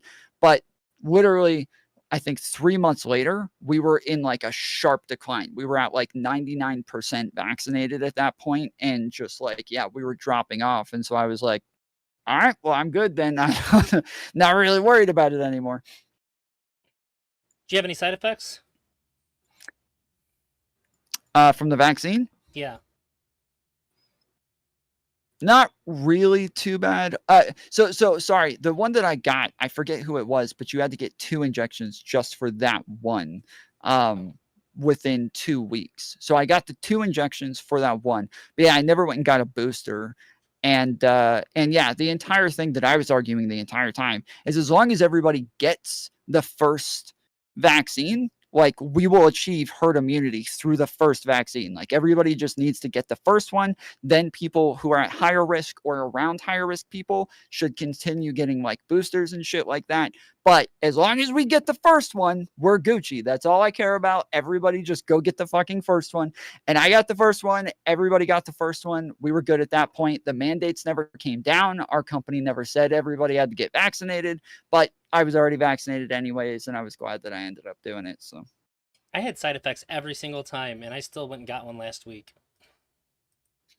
Somebody in my office had COVID, and I was like, nope, I'm not going to be another one. Fuck that. yeah, no, I wasn't working for the company that owned Pizza Huts anymore at that point. Well, But all right, you're frozen? oh, Jesus. Okay. No? Okay. Just wanted to check. All right. Well, I appreciate it, man. Appreciate you asking me to moderate. Absolutely. Good luck